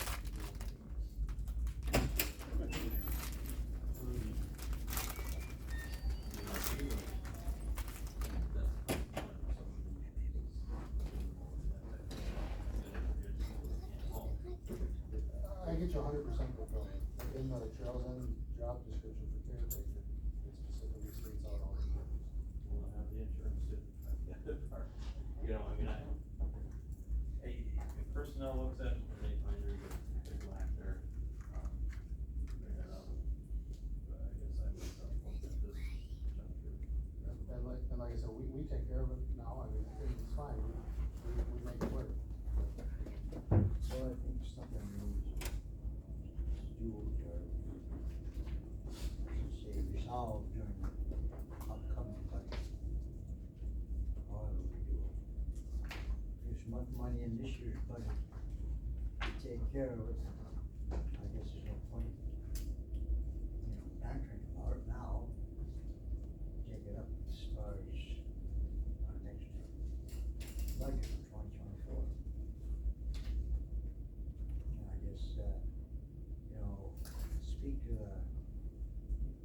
come to finance, speak to the problems, if you wanna call it that.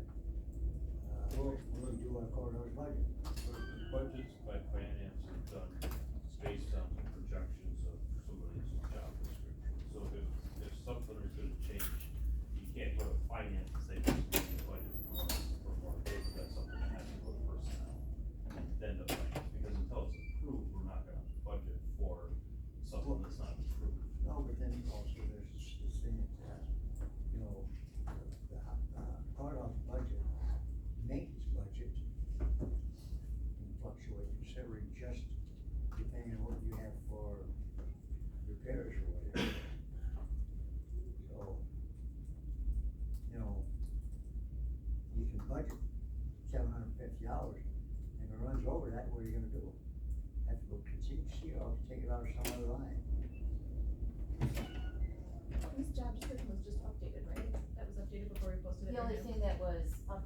was said limited term seasonal employee, I think.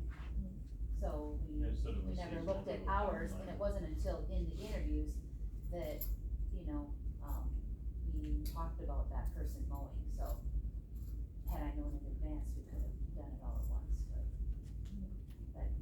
Now we'll have some data from having a new person who's come in and Yeah, present that and to I could go personnel and back say, here's what's being done. in time sheets to see when the other two paid 3 ago, when they mowed, so. I can have some better numbers. Yeah, cause like you said, if you're paying them, if they're going over on hours and stuff, you can present that as a problem. Okay. to personnel, come up with a solution. Okay, anything else on that? Do anything about it? Take it up from Do it later. Huh? Do it later. Okay. We got sheriff, He's been waiting for a while. huh? Sheriff's been waiting for a while. Switch that a couple of times. Okay, What can you do? I don't just, Coming back now? I get paid by the hour, I don't care if we go out now. we hate to see You you. look like you need a refrigerator. We hate to see you sitting there looking bored. Getting a little thin there, you must have food going on. It's fine, I eat on Tuesday. Once a week they let you in. Are you sure about the refrigerator? I know nothing about the refrigerator, I'm here for the tasers. Okay, so You what? Tony, the fridge, George and I called you. Right. Okay, so I it's was already gonna say, been we approved purchased. Yeah, we just need this committee to sign off on it. What if we don't?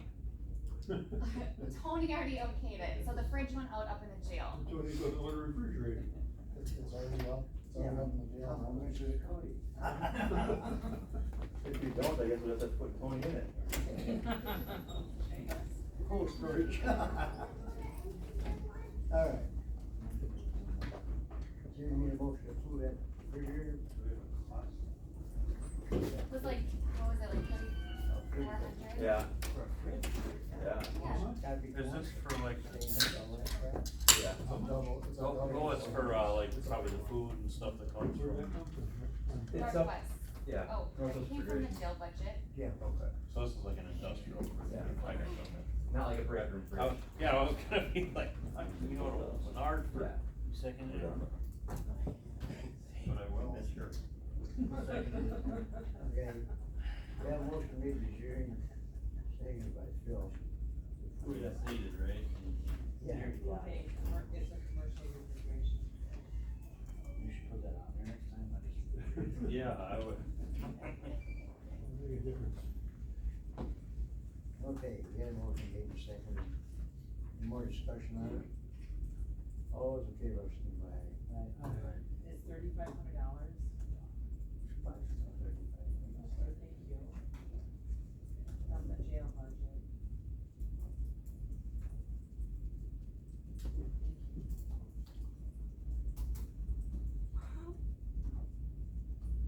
And then we have a tears drop drive, what's that? So, First, where are you getting the money? No, that comes at the end. Well, why else would I be a property? Would you rather have that at the beginning so that No. you can give us the 'Cause then selling points? Cause you won't listen to me if I Well, actually. yeah, but the last thing's gonna be the negative part. If you put the negative part first, then you got like the next 10 minutes. There is to no sort- negative There's part no to this negative bill. to this, so. Okay, so, Sales. our tasers we have are very, very old, we've had some failure in deployment with them.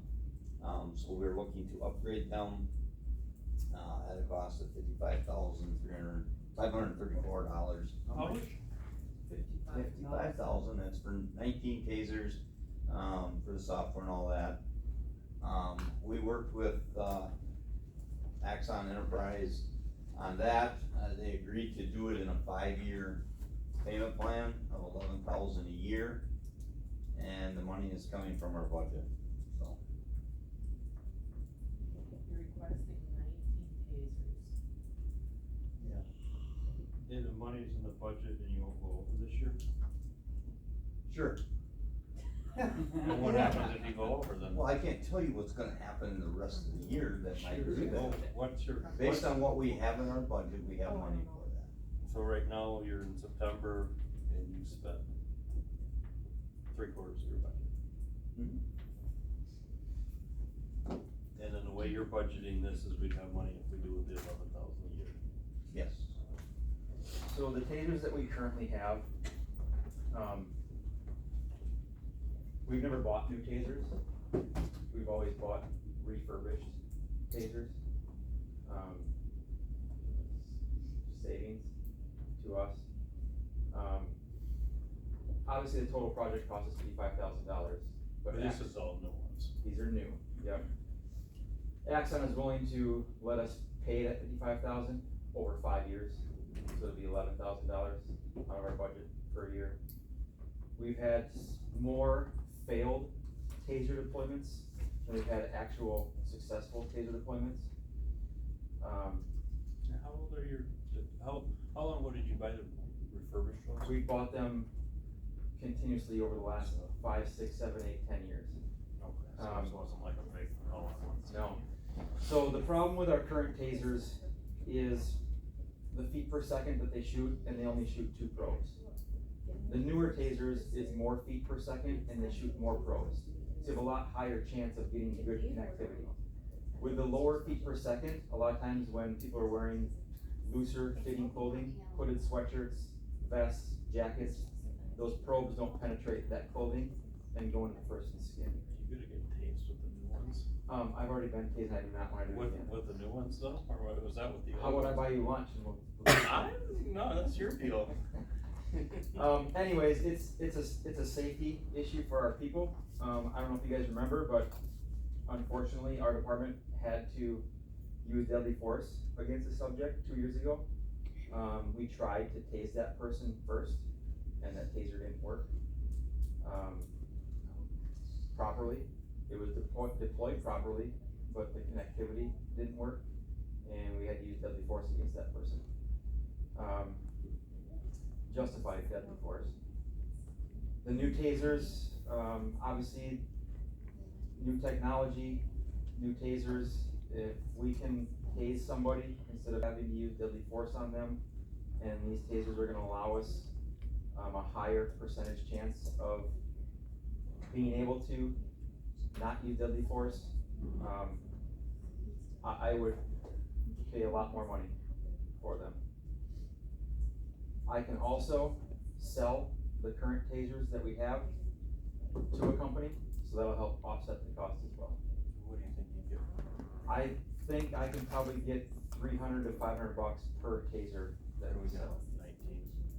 We currently have 18, I think. If we're purchasing the tasers this year, or getting all of the tasers this year, the fact that they're letting us pay for over 5 years doesn't change that the expense is related to 2023. I mean, we can certainly pay for them over 5 years, but that's more of like a borrowing, like a lease, a finance, or not even a lease, it's a financing option. So it would still show up as expense. We would Budget. pay $11,000 this year. Right, but you would get all of the tasers this year. Yes. So, what, we would still be incurring the full $50,000 expense, it's just the cash that would be split out over multiple years. Okay. So, it would still be $50,000 hitting your budget. I mean, we could, But how would it hit our budget if we only get invoiced for $11,000? well, because we'd have to record a payable for the remainder of it. So when you record a payable, you hit the expense, and then the amount due to them. So if it hits our budget at $55,000 this year, does that mean that we have a surplus of $11,000 over the next 4 years? It would, no, it would just reduce that liability going forward. Might have to, it would be kind of considered a financing option. So there may, with it being in the type of fund that it's in, we would have expense of $50,000, but potentially revenue in that funding source from the lease. I guess I'm not understanding, maybe I won't understand, but how can we have it hit our budget at $55,000 when all we're invoiced is 11? Because the true expense. It's more like when we borrow for a project. So say we borrow money to put a building up, okay? We borrow $500,000 to build a building. And so in the year that we build that building, we have $500,000 of expense, but we have revenue coming in from that bond money that we pay off over time. And so then when we pay it off over time, that's like a debt service expense.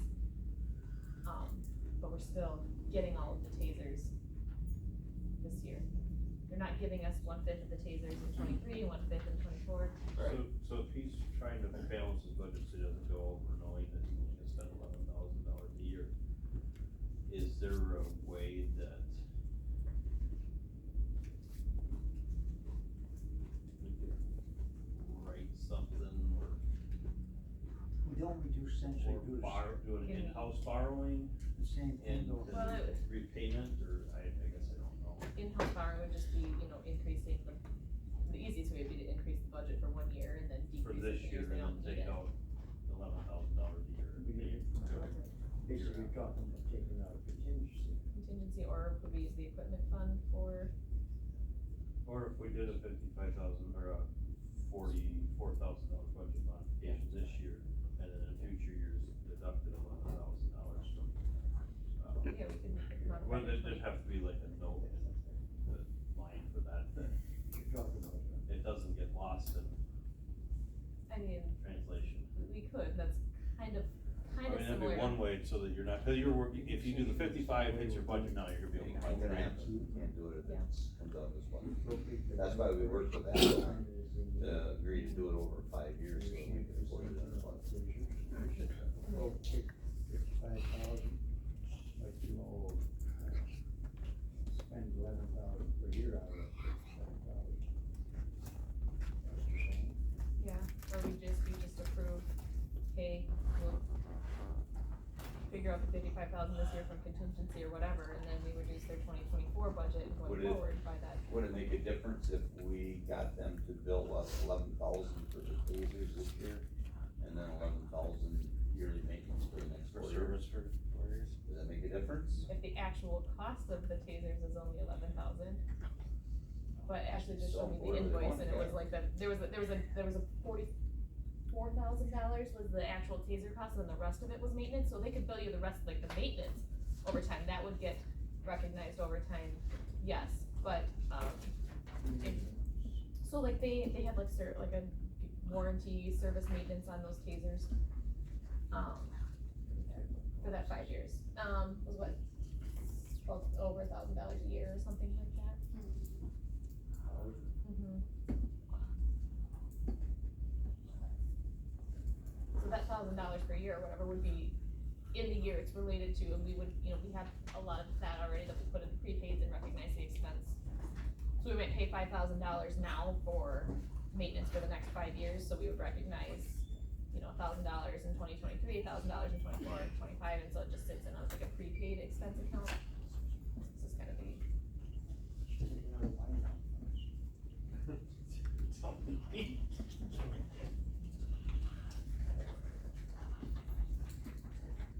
We're trying to It find out. can be handled that only it's there, like what you're saying, that well, but still that 44,000 is the actual purchase price of the tasers. So if we have all of the tasers in hand in 2023, that $44,000 is a 2023 expense. right, but you can charge that to, So here's the thing, if it goes into maintenance for the next 4 years afterwards, if somebody comes along 2 years from now, looks at the budget and is like, why are you spending $11,000 on maintenance? You gotta look at something else, we're gonna have to explain, wow, we went back and we didn't have the budget, I think that might be goofy. What's the projected lifespan of them? Of a taser? I'm gonna guess, just based on our older ones, we have guys that have had the same taser for 7, 8, 9 years. But those are refurbished. Those are refurbished. I almost feel like a new one might have a little less longer lifespan. Usually the only thing, we've never had to send one in for repair, ever. We just have to update the batteries every 2 or 3 years. So every day one of the guys comes to work, they spark test, that's what it's called. So they'll turn the taser on, take the cartridge out, pull the trigger to make sure it's working properly. And they only do that for a second, you don't do it for the full 5 seconds, it's gonna waste the battery. Do it for a second, turn it off, put the cartridge back in, put it back in the holster.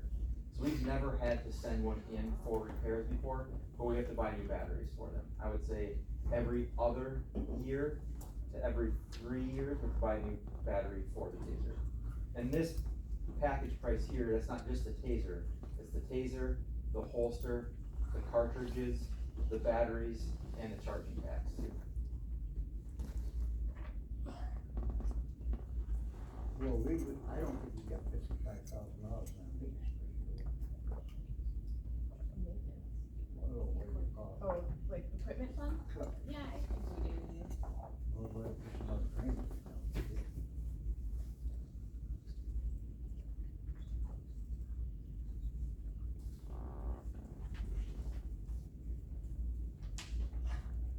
Might be a stupid idea, but can you just have like a 5-year contract and every year you pay 20%? Well, that's what they're That's what it is. saying, But you still have the, but all the thinking tasers are gonna come with the city. So that would hit the budget Is, as far as we receive this in, this is what we, the equipment that came in, whether we paid it in May or we paid it in $2,900 per gun. Jerry, 29, 22. No, 2894.73, so I rounded it up a little.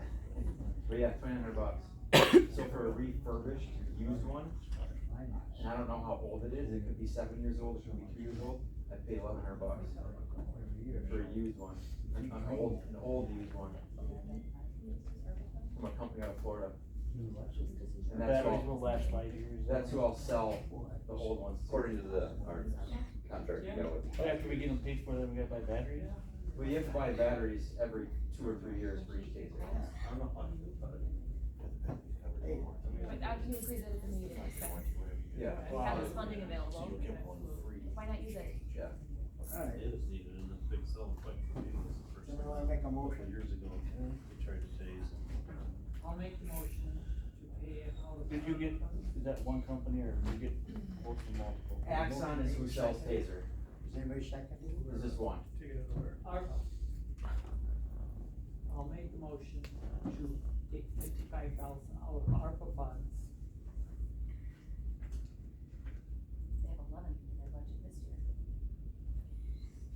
This is out of ARPA funds.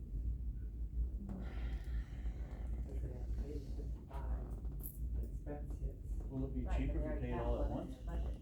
No, No. no, the total contract is 55, we've been through this. If we Did buy. you bring your flashlight so you can demonstrate on them? no, I If did we not. buy more, it'll be cheaper per taser. But we don't need more. So if you use ARPA, it's going to be a, designated amount of money, just like as IT. If they're the only ones that offer them, then that's, Anybody wanna second that motion? No, announce it. We'll move on here today. Okay, is any more discussion? All those in favor, signify by aye. Aye. Aye. That one goes forward to county board, Any right? nays? finance, I put it on finance agenda, cause I have to do a resolution for ARPA funds, so. Emergency management is already approved. or does Okay. it say to take the money out? We're done with that. Now, we're gonna go back to the fairground report, but, I think we're done with the sheriff department, are we? Yeah, we're staying. Okay. You guys are entertaining for us. I've been really nice to you guys, I just wanna point that out, that I And didn't, there's no buttons out, I saw the no button. Let me get that. seriously. Okay, we have a fairground report, Jerry. Shar, do you wanna do a fair also? This committee just does use, buildings, not grandstand repair update, about a week and a half ago, the contractors finished up. They just, sent their last bill in here and approved it, to get paid. And it's all good to go. They worked on the building for probably 2 weeks before the fair and then, 3 or 4 weeks after the fair. And then, I guess moving on to right now it looks great, I mean, it looks great. All the wood seats are off. I don't wanna put the wood seats back on. If you put the wood seats back on, you're just gonna wreck it and make it look like crap.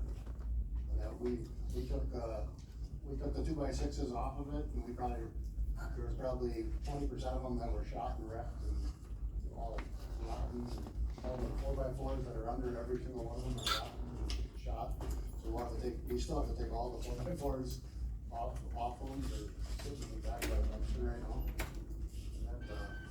And that leads into the next, grandstand's bid opening for seating. We got one bid. Here it is, Jerry. That one you got tonight. So the grandstand costs roughly around $252,000, roughly, give or take. You guys approved $290,000, so there's roughly about $40,000 left. I know we talked, you guys are kind of leaning towards maybe some aluminum seating with that, so I guess I'm hoping this is gonna be in the realm of pricing.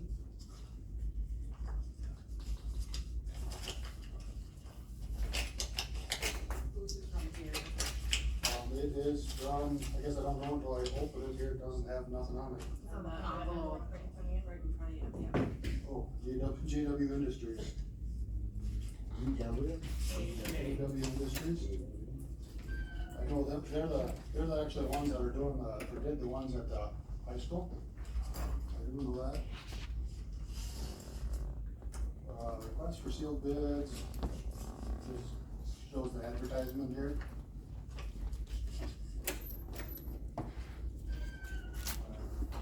So right here, we are pleased to provide pricing.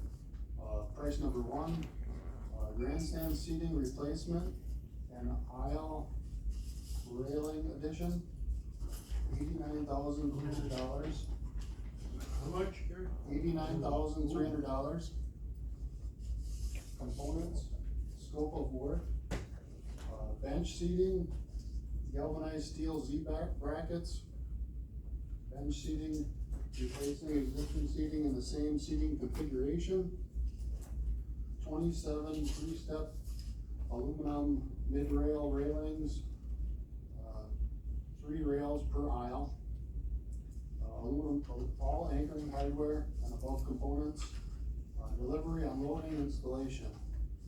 Price number 2 is ADA ramps on each end of grandstand, $36,700. For the ramps? That's an addition, so in addition to the other one. Yeah, them are the rotten wood ramps that are on the sides of the grandstands. Above pricing is for 1 ramp system, ADA compliant, 5 foot above ground, galvanized guard railing, hard surface, concrete to concrete, all anchoring, delivery. How much was that? That was $36,700. It doesn't look like, they gave me a price just for materials. And that, I know, it must have been 4 or 5 months ago when I asked them, they gave me a price just for materials, for us to do it, for maintenance to do it, and it was around $40,000. I don't think it was that price just for materials. I thought it was a $40,000 price for that stuff, what I remember. But it doesn't look like they submitted that just for the material. I could reach out to them and ask them about it again.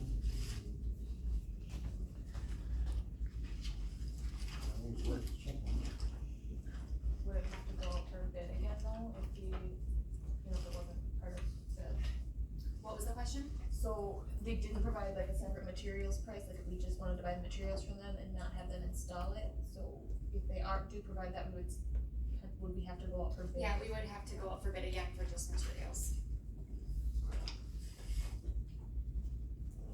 I would think it would be if we went back to wood though instead of wood. I wouldn't recommend it, to be honest with you, I wouldn't do nothing, I would leave it the way it is right now. If you're not gonna put aluminum seating in it, I wouldn't put the wood back, cause you're gonna have to buy more wood, and the wood that was there is shipped. Well, then you have to drill into the already sealed. Yeah, you're gonna compromise the structure. They're gonna have to go and do it when they put the wood on. But they'll seal it, you know, they'll seal it and everything. When you drill, they'll seal it. Then you're gonna have to drill anchors in by wedge bolts, but then you're gonna have to caulk around everything, and probably recoat everything, wherever you tear it up.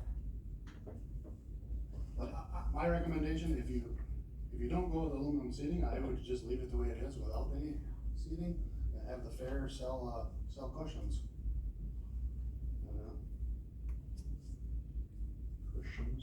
If you go out there and look at it right now, I mean, it looks nice, I mean, but, Actually, I have pictures that I'll be showing for you. they'll have to, just sit on the concrete, but have the fair sell cushions, and then fair makes a little bit of money. Was that, those prices, was it for like seats with the base and the backrest too? It was just seating, yeah. Basically what was there, but with aluminum. Maybe if it included back, we could take that out like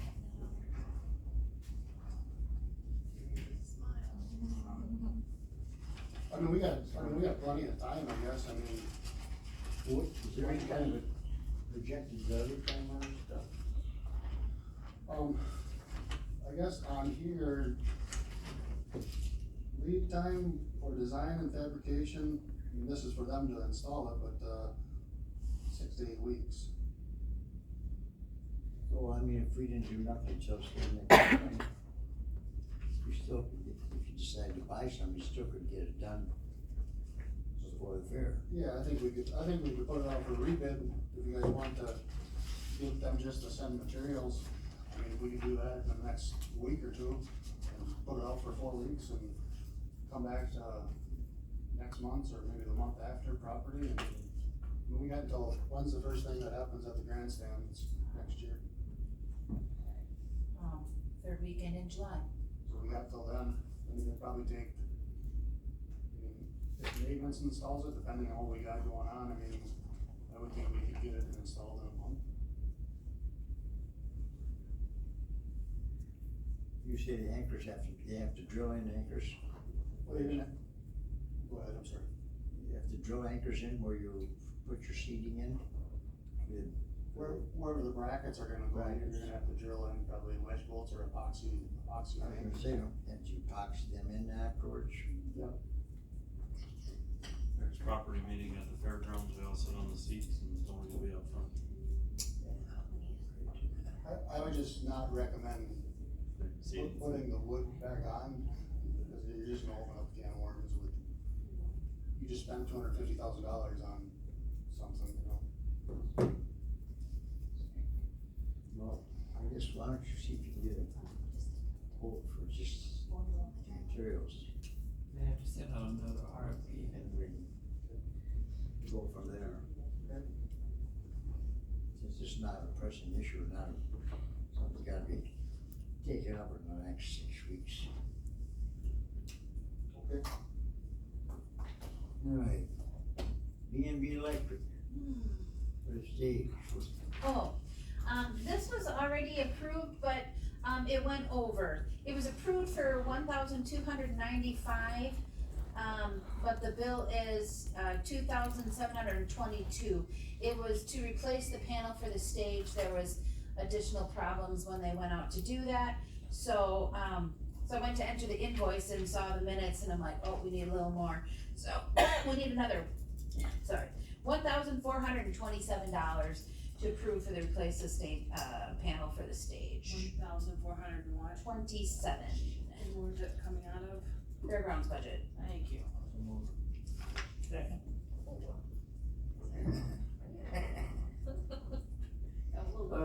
Motion made and seconded. Any more discussion on it? All those in favor signify by aye. Any opposed? Motion carries.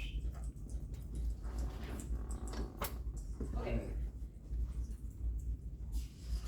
Removal of second fence, what is that all about? So Jess Wiles, she is the Fair Board president, reached out to me asking if there would be any insurance issues with, removing a second fence at the fairgrounds. And I really don't think it'd be an insurance issue, so she had some people complain that during the rodeo, they had to look through like 2 chain link fences, because there's the one here, so if they're in that first or second row in the grandstands, they have to look through the one here with the railing, and then also this high one here. Yeah. So what she wanted me, and Charmaine and I went out there and took pictures, and we sat down and talked to her. What they're asking for is for the fair to be able to remove the top half of this, fence, this lower fence here. It's 2 separate things of chain link for the lower half and the top half. So they just like to take that off and take these poles off of there and, you know, keep the fence to be able to utilize for other areas of the fairgrounds. So it would be of no cost to the county, the fair would take care of all of it. And then, so they're looking for your approval for that. And then also like a, tentative approval to change the, see here you can see that the, fence is not connected there. See this fence here, they'd also like to remove, or tentative approval to remove it if the fair decides to do it, to remove that chain link and put a bar across the middle, similar to this instead, so that the view isn't as obstructed. This is the, you know, the top of the grandstand. Is that a safety issue? Yeah. Well, but, you know, that was my initial thought, but this is the, you know, there's a 10-foot drop here, and that's all we have there on the grandstands, is the bar in the middle. And that's only like a 3-foot drop down on that lower section. If you look on the other side of the grandstand area, the only thing the fair's insurance company said was that railing right there. That's the only thing they required. The tall one. No, Small. the guardrail. That's small, like you see on bridges, you know? Yeah, guardrail, yeah. You're talking about the guardrail on the other side of the dirt. Yep, that's the only thing the extra insurance company that the fair gets requires. Plus, we do snow fence, you know, that's just to keep non-payers out type thing, you know. So the insurance company's okay with it, they don't feel it's a safety hazard. I didn't even check with the insurance company on this, because it is 2 fences, I don't know, you know, we couldn't come up with any reason why we would need this Second taller one. fence, the taller fence for sure, so that's the one that they would like your approval to definitively remove, and then you would possibly be interested in this lower one, but that's not. But there's still a low one, again, there's Yeah, still another it's low one. yeah, it's just the top half of this, like it's separate pieces of chain link, here. We're not worried about pieces flying up at people, like maybe not just Yeah. jumping over, but just chunks of stuff flying out at people. When you decide to There's do, more people on the opposite side. you decide to do car races or something, a wheel comes off and comes sailing up. That has been totally changed how they do it, you're not allowed to have glass or anything that flies. Everything has to be enclosed. If you're doing And if you, they would like to remove these bars too, but if you guys really don't like that idea, the other option would be to just allow them to take the chain link off and leave the bars off, cause you could just roll that chain link up and keep it, so if there is an event where, you know, there's that safety concern, it could be put back on. I would think you would need to keep the top rail, like, see how it goes 3 feet up or whatever. I would think you need to keep that top rail run across there, but I would say. These tall ones? No, we're down. Oh, they're completely separate poles, so we're just talking about removing these tall poles. I think it'd be fine, as long as that top rail that's 3 feet up. Oh yeah, As yeah, long that as- would for sure stay. As long as that's still in place, I Yes. think you'd be fine, because otherwise you're gonna, you know, risk people that are on the grandstands falling. Oh, right, yeah, nope, and they could hop down or get in, yeah, no, we would not do that. But they would like to Just cut that these exterior tall one. poles off so that they're not a view obstruction.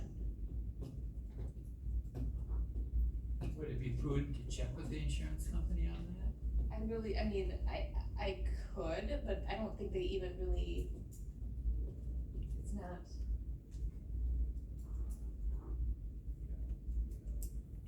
The They don't have insurance anything on company's the probably other gonna side. say you need padding too. Cause I mean, on the other side, during the rodeo, there's people sitting on that other side, and there's no fence like that on the other side, and they're much closer on that side. When they do the rodeo, which is primarily what, the reason we want this removed, when they do the rodeo's here in this grassed area, there's nothing happening here during the rodeo. So it's in this grassed area, and we put bleachers on this other side, there is really nothing. There's no, other than snow fence.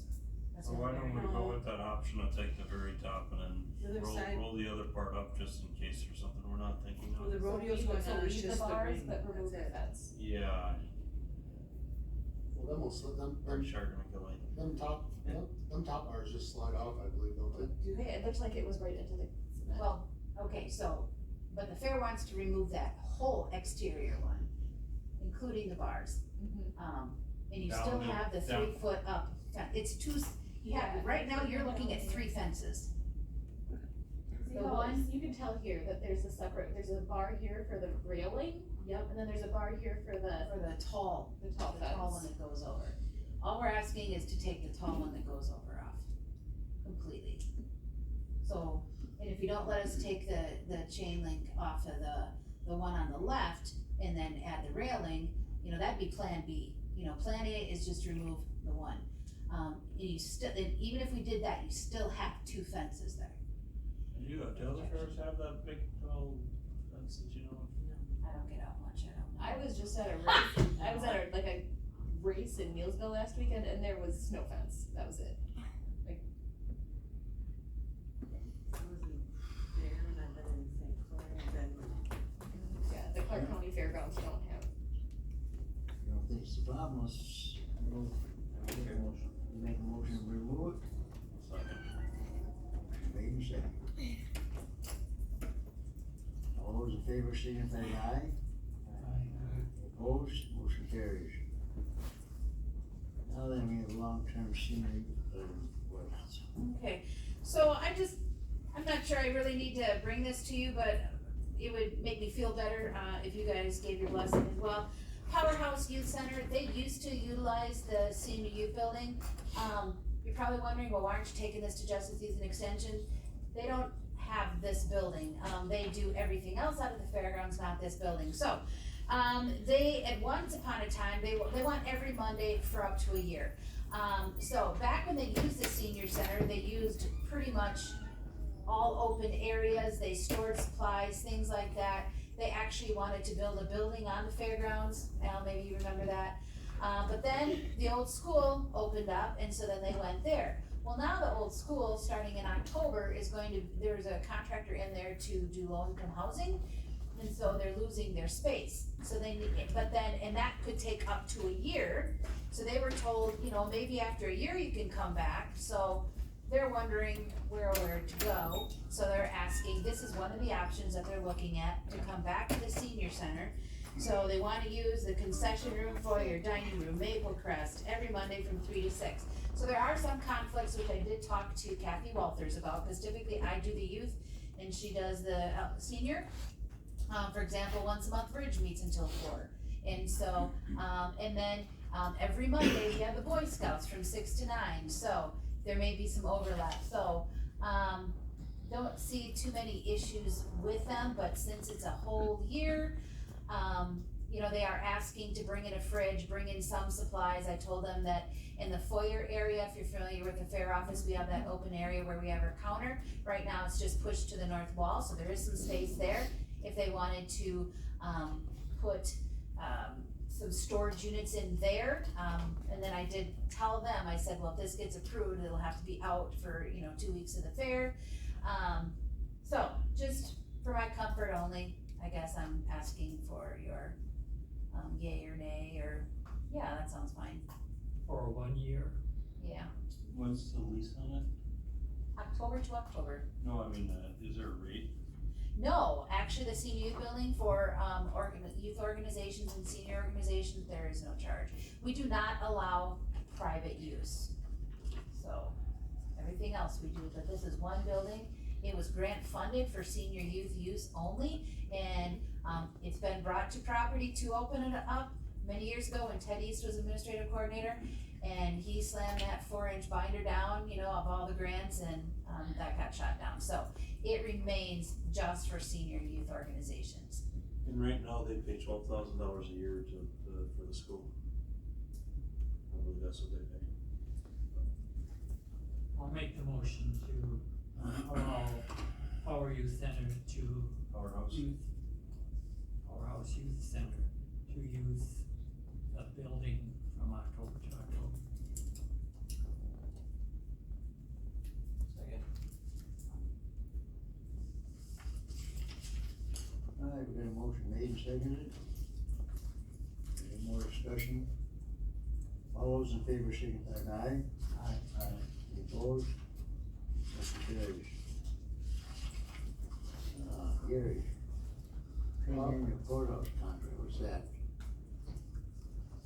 I'll get to that, I guess the update on there, building the grounds, the outside, Ian was working on the outside, trim out here, that kinda got tuned up a little bit, we're working on the, kinda front side over there by the kinda clerk's office over there, that kinda got tuned up a little bit. Basically, we washed the entire building, exhaust guards and, throughout all the buildings, been installed on, walls and roofs. We moved the DA over into the old finance office, just, doing maintenance tickets every day, or emails or calls that I get. I got moving on to that train system, so that's a yearly contract for train for the courthouse here. Last year I got it, kinda just after I got hired, I was told just to sign it and send it back. But I guess I wanna give this to you guys, I mean, this is just the yearly contract, for train for the heating system. TRANE, Yeah. TRANE. okay, rather than a choo-choo train, okay. Yep, and here's the contract, that's for the automation in the building and everything, so, I mean, we go on our computer in the back and we can kinda see what temperature every room is. We don't really have access to control it very much, they control it in Eau Claire and Minneapolis, kinda. How much is it? $54. I'll make sure. They did that. Okay. Train contract. So $5,402. Can you, Can I see that? somebody sign it, on the second page? I thought he said 54, 52. It should probably be Alan. 5452. Yeah, it should be, I'll second it.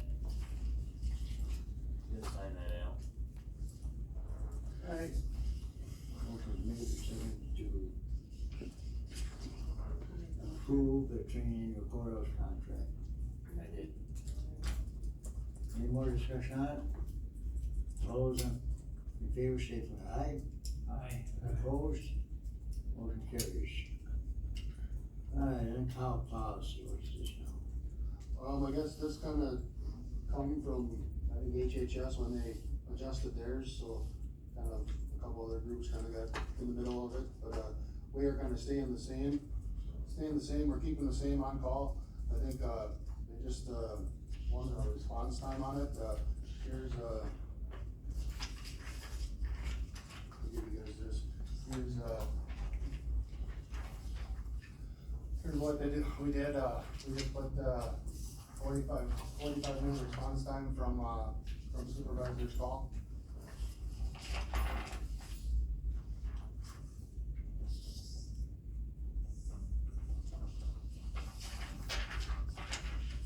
Other than, everything stays the same on the on call, we haven't changed anything, it's just kind of with, other departments changing and department changing, kinda got us in the middle of it.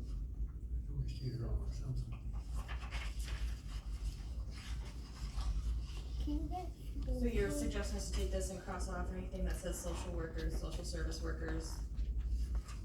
That's what's in the existing, handbook right now. Basically, you're trying to add maintenance. There's been a change with, the social workers.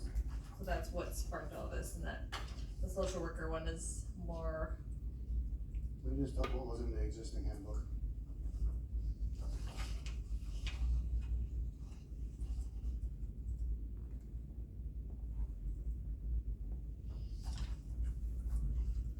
So the only thing we added was what you guys requested of, response time, which would be 45 minutes from supervisor's call.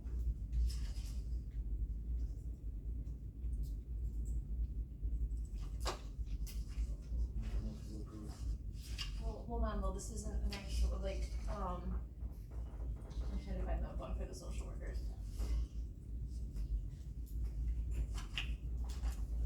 Thank you. I don't know, I guess, do you have the copy of the new social worker one? Yeah. I was looking for LSU.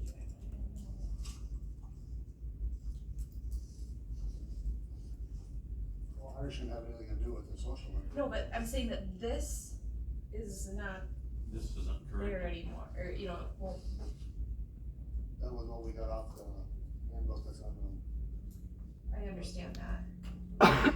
But the,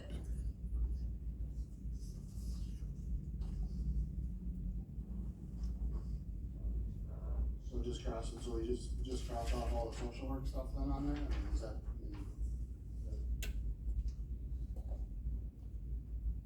need maintenance on there, is that what you want? I see.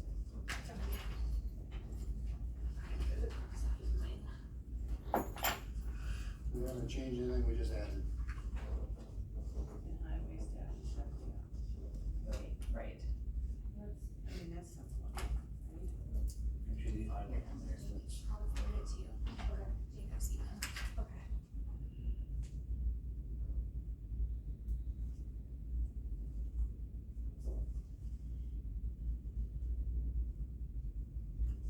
There are changes in all first paragraphs.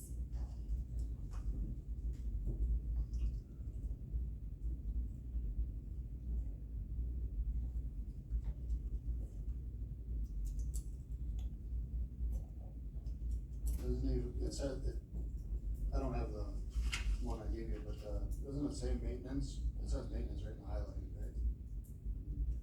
Yeah, he just wants maintenance, will have a response time of 45 minutes from the. Okay, so it's crossing off any reference to the other departments.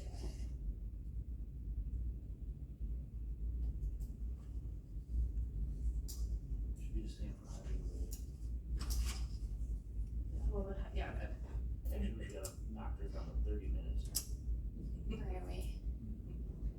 and that's what, yeah, the social workers are 30 minutes. The only reason I went 45 is because we have, a couple people that are probably 20-25 minutes out. Okay, so, and maybe I got through the whole thing, and so let's say you call the on-call maintenance person and they don't respond. I'm gonna do it. Do they lose their call pay for the year?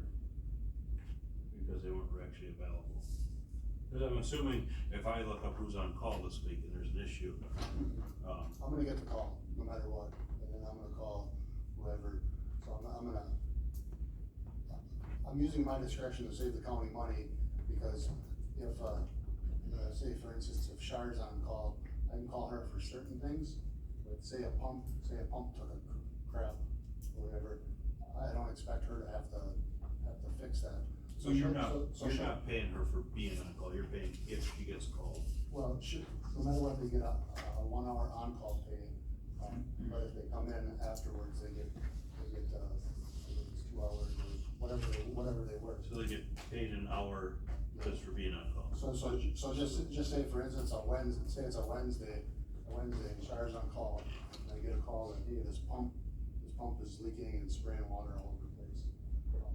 I'm gonna probably not call Char, I'm gonna either fix it myself, or I'm gonna probably call Rob to come give me a hand, or Ian to come give me a hand, or Brian, whoever. Maybe we shouldn't have people on call that can't do all the responsibilities, because if we're paying them the same as everybody else, Well, then. we're being on call, but you're saying this person has to do it, the next person doesn't, it's really not consistent. But I get it, but right now I have 5 people that I can have on call. If I do that, I'm gonna probably have two people on call all the time, and then, you know, I mean, certain things, it's no problem, right? Hey, somebody calls, there's lights on, or there's door unlocked, or something like that, I mean, there's all kinds of little things, maybe we don't do it yet, but maybe the gate didn't get locked or something. I mean, there's all kinds of little things, I mean, we get stupid phone calls about stupid things all the time. Or maybe like a criteria of which maintenance staff are required to be on that on-call rotation, because, like, okay, so Charmaine's included in that, but then like the custodial housekeeping person wasn't, so I just think that, if we had clear guidelines of these people are required to be on the on-call schedule, that it won't create contention among employees of as far as, well, this person's required to be on call, but I'm not. The custodial, the reason I didn't put the custodial on call before, cause they work a night shift, basically. I mean, so if something would happen during the night or something, like before, the custodial person would lock up. Right now, we don't have no custodial people, so I have to have people come in and lock up at night, lock up or shut lights off and stuff like that. So the custodial housekeeping person is here there's somebody here every night of the week? From 2 to 10. So then really the on-call, but I mean, they're kind of taking care of the facility from that time, so the calls kind of 11 to whatever time you get in the morning. Yeah, I mean, if it's something little, I can have the custodial housekeeper do it, I just make a call, whatever, they do have a huge plate to cover with cleaning this courthouse, but for one person by themselves at night.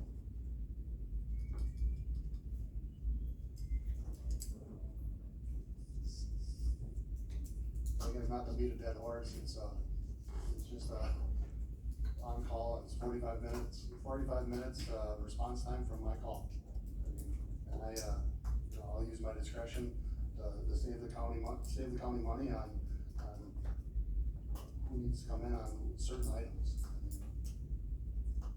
What you basically saying is you wanna adopt this fund policy. Well, I wanna just I wanna keep the existing, and we just gotta add 45-minute response time. I mean, it's the same, we're not changing nothing. You want a second? Yeah, the motion, yeah. What's that? I made the motion to approve. Oh. Somebody second it? No. Yeah. Everybody's not. Yeah, I will. Get the hell out of here. Okay, and motion made second to approve. No discussion? All those in favor say aye. Aye. Opposed, motion carries. Forestry, somebody here from forestry? That would be me. Jared couldn't make it today, so he emailed me and asked me to do that for him. So this already went to, I think we brought it to finance last month. They have culverts that they need to purchase, and he's specifically looking for one culvert right now, for a timber sale. It's $2,169.97 from our highway department, and so because it's over that 1,500, needs property approval for that, and would like to utilize, the timber sale expense line, which is, we're utilizing the rest of the money that we used to borrow, from the state. He did, I think, yes, so we're just getting the formal No, department approval. we're just trying to retroactively approve this. $2,169.97. 59 or 69. 69? 2169.97. Timber sale expense. So moved. Second. Okay, motion's made second. This pedestal. Any discussion? None of those in favor, signify with aye. Aye. Motion carries. Purchase of pesticide storage cabinet. Okay, so he says they need a pesticide storage cabinet for regulatory compliance, and the forestry committee approved up to $2,000 on that. Up to 2,000? Yes. And that one would have to come out of the forestry budget. Have they already found one and ordered it, or what? That I don't know. Here, you can look at them boxes. box wasn't We very got the big. money in our budget for it? Yes. But it seemed like a lot for a storage cabinet. There are a lot, we took some cabinets and just painted them yellow and Second. they look like it. The motion made and seconded to approve that Ones. pesticide cabinet. And it's like 2 by 4 Any feet. It's not very discussion? big. Up to 2,000. Up to 2,000. It's not very big. All in favor, say There are aye. regulations surrounding it though, so Yeah, it's that's gotta be fine. sealed, made of material that's non-corrosive. I can I have, know, I Googled them and they're not that much. okay, but they are though, and Dustin has input on that, our safety guy, so. It depends on where you look, I mean, there's some high end ones, but there's some lower end ones too. I think that we should have Jerry find one for them. Jared didn't like the one I found. Why? Was it a cosmetic issue? And it was functional? I say we approve of it, Jerry. Okay, we have a motion and second, anybody? All those in favor signify by aye. Aye. Any opposed? Carries. Now, what are we doing here? Administrative coordinator. Okay, so we have an opportunity to work with SEP for a couple work experiences, one in our IT department and one in our maintenance department. It comes at no cost to the county. We work with someone who's just looking for like resume experience. So we already met with, Bugs, what was his name, RJ? RJ Kumar. So we did like a mock interview with this person, and Bugs thinks that there's an opportunity for him to do something in the IT department. So we need your permission to forward that on to personnel to approve. We're already working with SEP with, a work experience out at the animal shelter. That person is starting a week from Monday when Dawn is back from her humane officer training. And then we have another opportunity in the maintenance department for a work experience with, custodial housekeeping. And again, this comes at no cost to the county, it's just a service to the community. Motion to approve. Second. Okay, motion made and seconded for this step work experience. Any more discussion? All those in favor signify by aye. Aye. Any opposed? Motion carries. Moving right along now. I got whiplash. Approve security camera policy, please. Okay, so you have that in front of you. The only change that I would like to see is that George pointed out this morning that the cameras in the jail do record audio as well. So I would like an amendment to section 4B. So this is our current policy or this is a new policy? We do not have a policy currently, so this is brand new. So I see that it has, it says the Rusk County Sheriff's Office shall be the sole responsibility for the oversight of temporary and permanent security cameras on county premises. Shouldn't we have maybe the Rusk County Sheriff's Office and the IT department have like two different people, so it's not just a control one department? What input do you think IT would have in terms of safety and security? So the security system, the purpose is to keep our staff and the public safe. And which one of the sheriff's department knows how to run the cameras as good as an IT person? And if it's not IT, I just think that there should be more than one person responsible for something like that. If you got another suggestion, but I just thought. That is my suggestion, what you've got in front of you. I think the sheriff's office would best know where to place a camera. I didn't get to review Security it. purposes. I didn't get to review it at all, but I know, when I got in this morning, I see Bugs had an email, and he kinda had his input on it, I printed it off, and it's double-sided, you guys, see, I didn't even get a chance to read it, but, I guess from what my understanding is IT's been doing it for over 20 years, so, I don't know why it would change, I guess. because we've never really had a safety and security system with all of these security cameras. And it's my opinion that safety and security falls under the jurisdiction of the sheriff's office, not the IT department. This is the same one. Oh, there's a. Same thing, but it's not in color, but Bugs, I think Bugs put his notes on the right hand side there. Oh, okay, thank you. So what was the change that you had, 4B? Well, there's no Yes. change, this is a brand new policy. Right, I would like an amendment on it though, because George pointed out that the 4B. jail cameras have audio, Terry.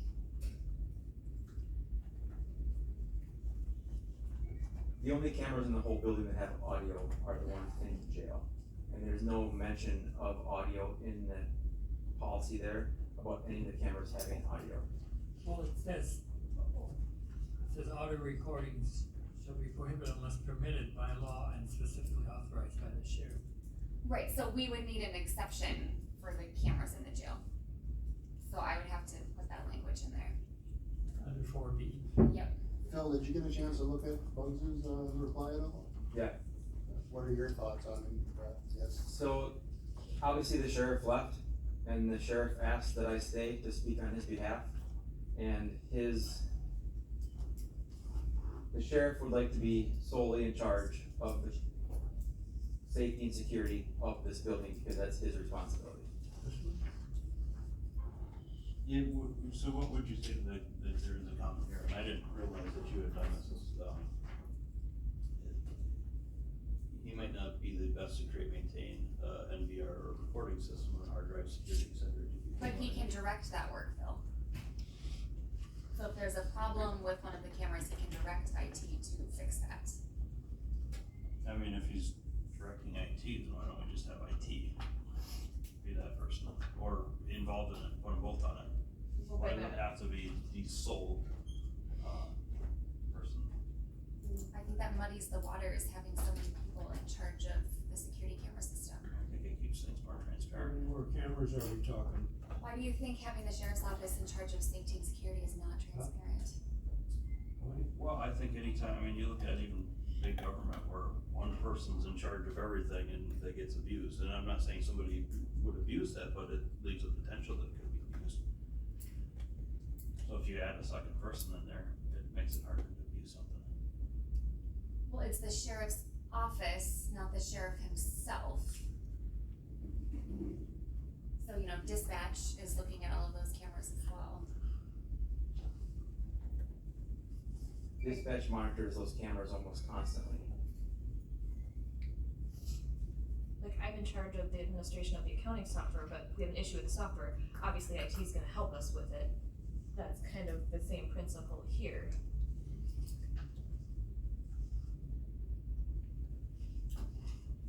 Must be the same as like the highway shop. Right, so what does this committee think the purpose of having security cameras is? I mean, I think we got too many cameras, so. It's to keep our staff and the public safe. Would you disagree with that? So if an incident is happening, who would we want to respond? IT or the sheriff's office? Well, I mean, when it comes to placement and everything else, and running the system, I would rather have IT run a camera system than the sheriff's department. What do you mean by run the system? I mean, is the sheriff's department gonna set up the cameras and set up the software? They will direct setup of the cameras, yes. So for instance, the sheriff's office wasn't involved in the initial scope of where cameras would be placed, and several critical cameras were missed. So what would be the problem if they're both in charge? I guess I'm not understanding why you think two people have to be. I don't understand why it only has to be one.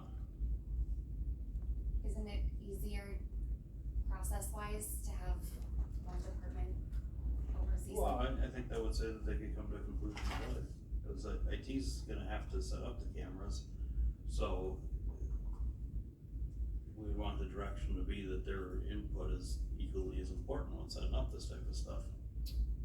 In my opinion, I mean, you're not gonna see the sheriff out there setting up cameras. IT doesn't set them up either, the contractor But they're probably gonna be more involved in running the software than the sheriff's department. Right, and the sheriff's department would include IT if he needed cameras installed. The sheriff's point of view on it is there's one department in this whole county that's responsible for the safety and security of the people in this county, it's the sheriff's department.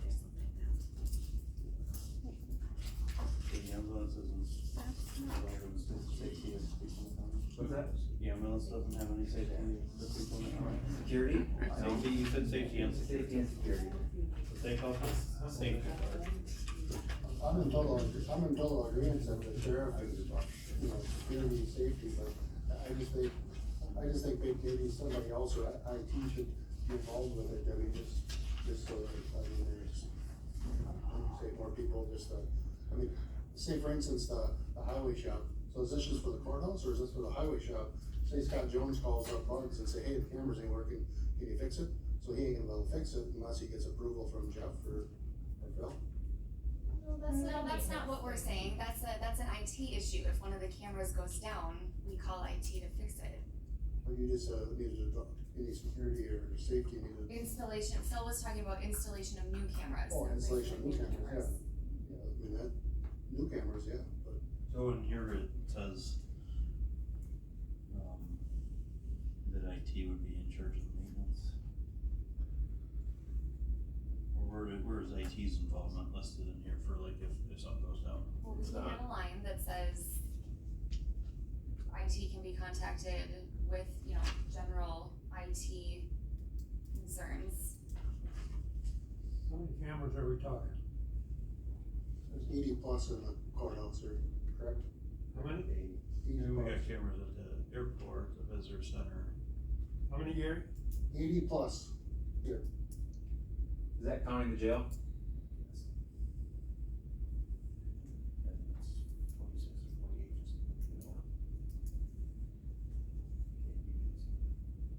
I'll make a motion to approve. And a motion made to approve it. Got a second? As amended by a jail recording For audio. for audio. Under 4B. Alright, you have a motion made and second. Any more discussion on? Not? Second by Westlake. We were talking about? I'll second. Does that include the ID badges thing too, or is that just cameras? This is just security. Just cameras? All those in favor? Aye. Opposed? No. Motion carries. Alright. Motion first, yeah, you can.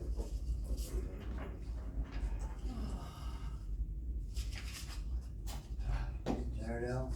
Yeah, Yeah. there's something that you wanna take care of.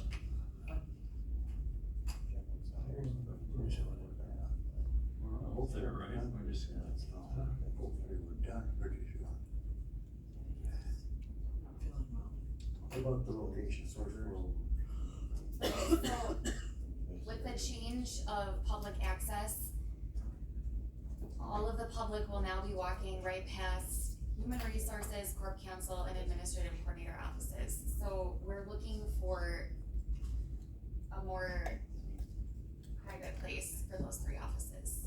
So Which ones? Human Resources, Administrative Coordinator, and Corporation Counsel. They're now the first offices that all members of the public are gonna hit. I think the administrative coordinator should be pretty accessible to the public, though, don't you think? Do you think that the public should be able to overhear what's happening in that office? Or see who's sitting in there. And I mean, I don't know, you have closed sessions in there? Rich and I discuss confidential things every single day. In corporation counsel's office. Our offices are right next to each other. So you wanna relocate corporation counsel? I wanna relocate all three. Is he really here that often? He's here every day, Rich, yeah. I mean, I'd be okay with corporation counsel, but I would say that you need to be accessible to so where you propose to relocate? I don't know, there's nothing open, so It's kind of a mood issue then.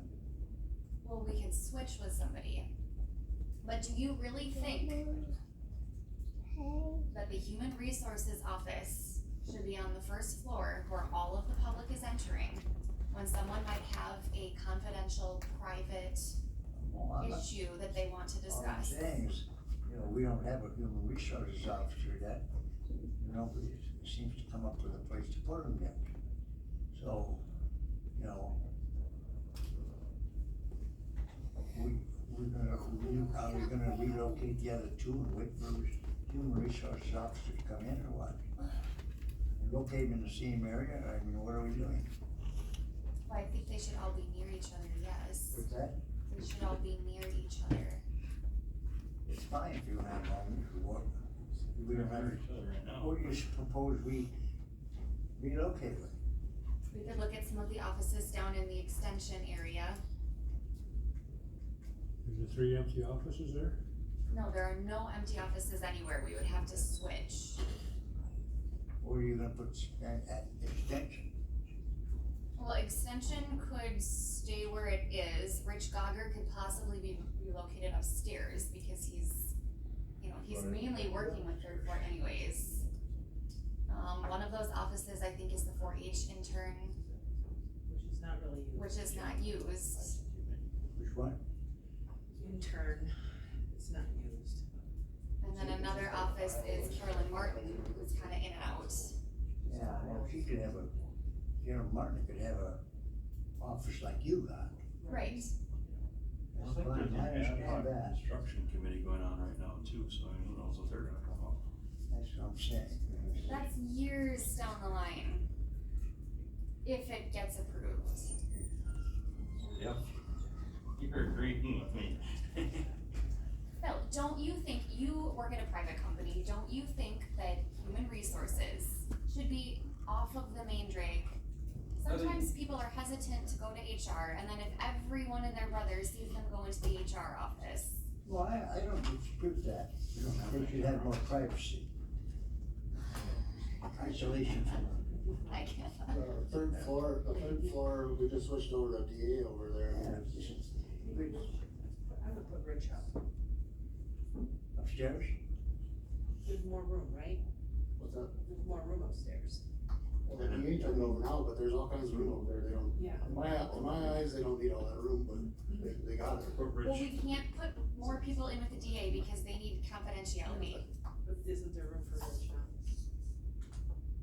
You take away their, lunch area and breakfast bars and stuff like that, yeah. No, he can't go in with the district attorney though. Oh. He cannot, they have privileged information in that office. So they turned that room into But where Nancy was at, where Nancy was at? did they turn it into a lunchroom? They I don't know what it is. They moved in the offices, but they got a So common the plan is to area. have like prosecution witnesses. There's no empty offices in the extension at all? Yes, that's what they're talking. Oh, yeah, That's what I'm trying to figure out. what is it, 1 or 2 in there, 3? There's one well, it's not empty, but I mean, You it's, could get, you, How far are we on this study about Yeah, the other thing, building, remodeling, whatever? Oh, but I thought you were somewhere. we're having another meeting on the you could phone. put Rich Gogger in the whole. What's that? Yeah, You could put Gogger in the and whole. then the 10th? Those three. that's kind of like one office, and there's like one building and you go in and there's 3 out there.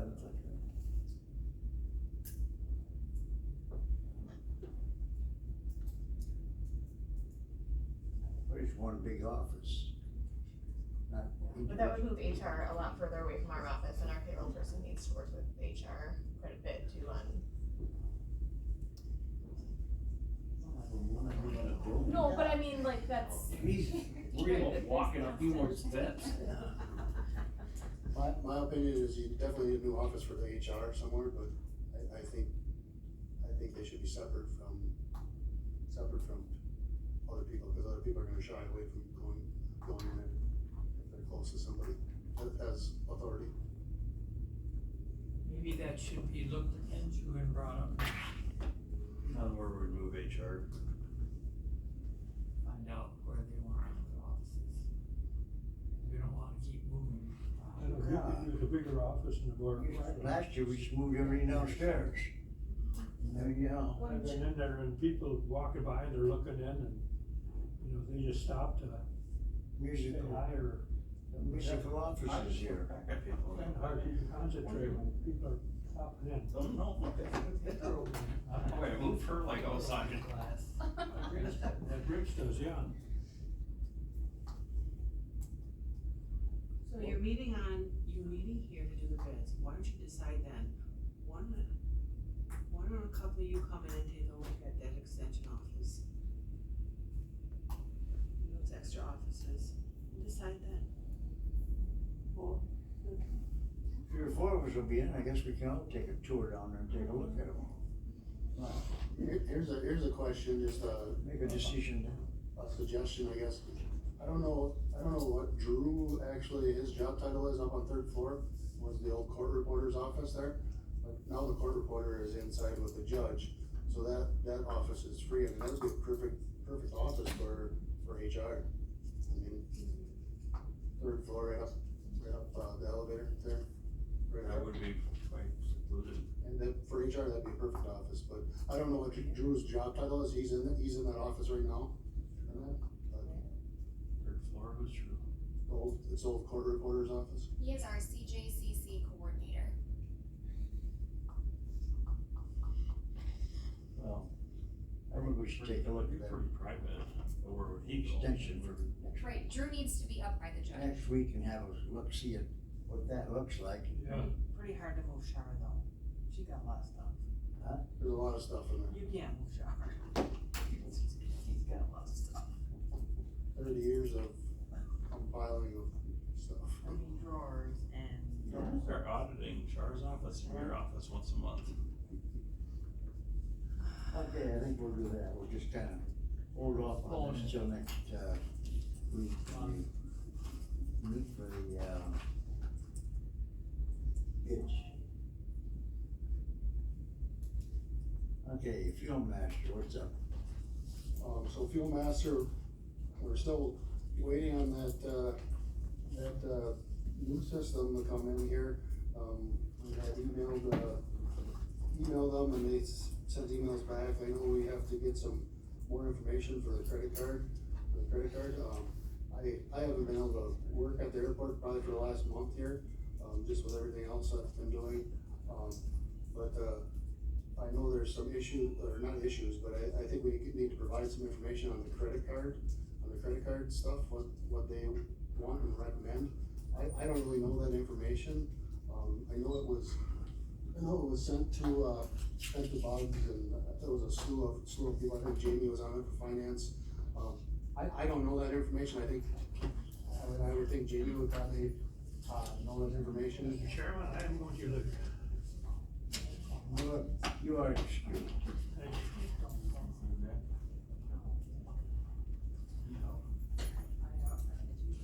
Huh? No. Thank you.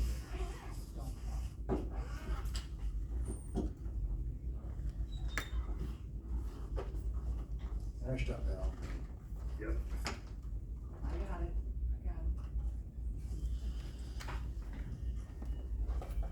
Who's waiting for him?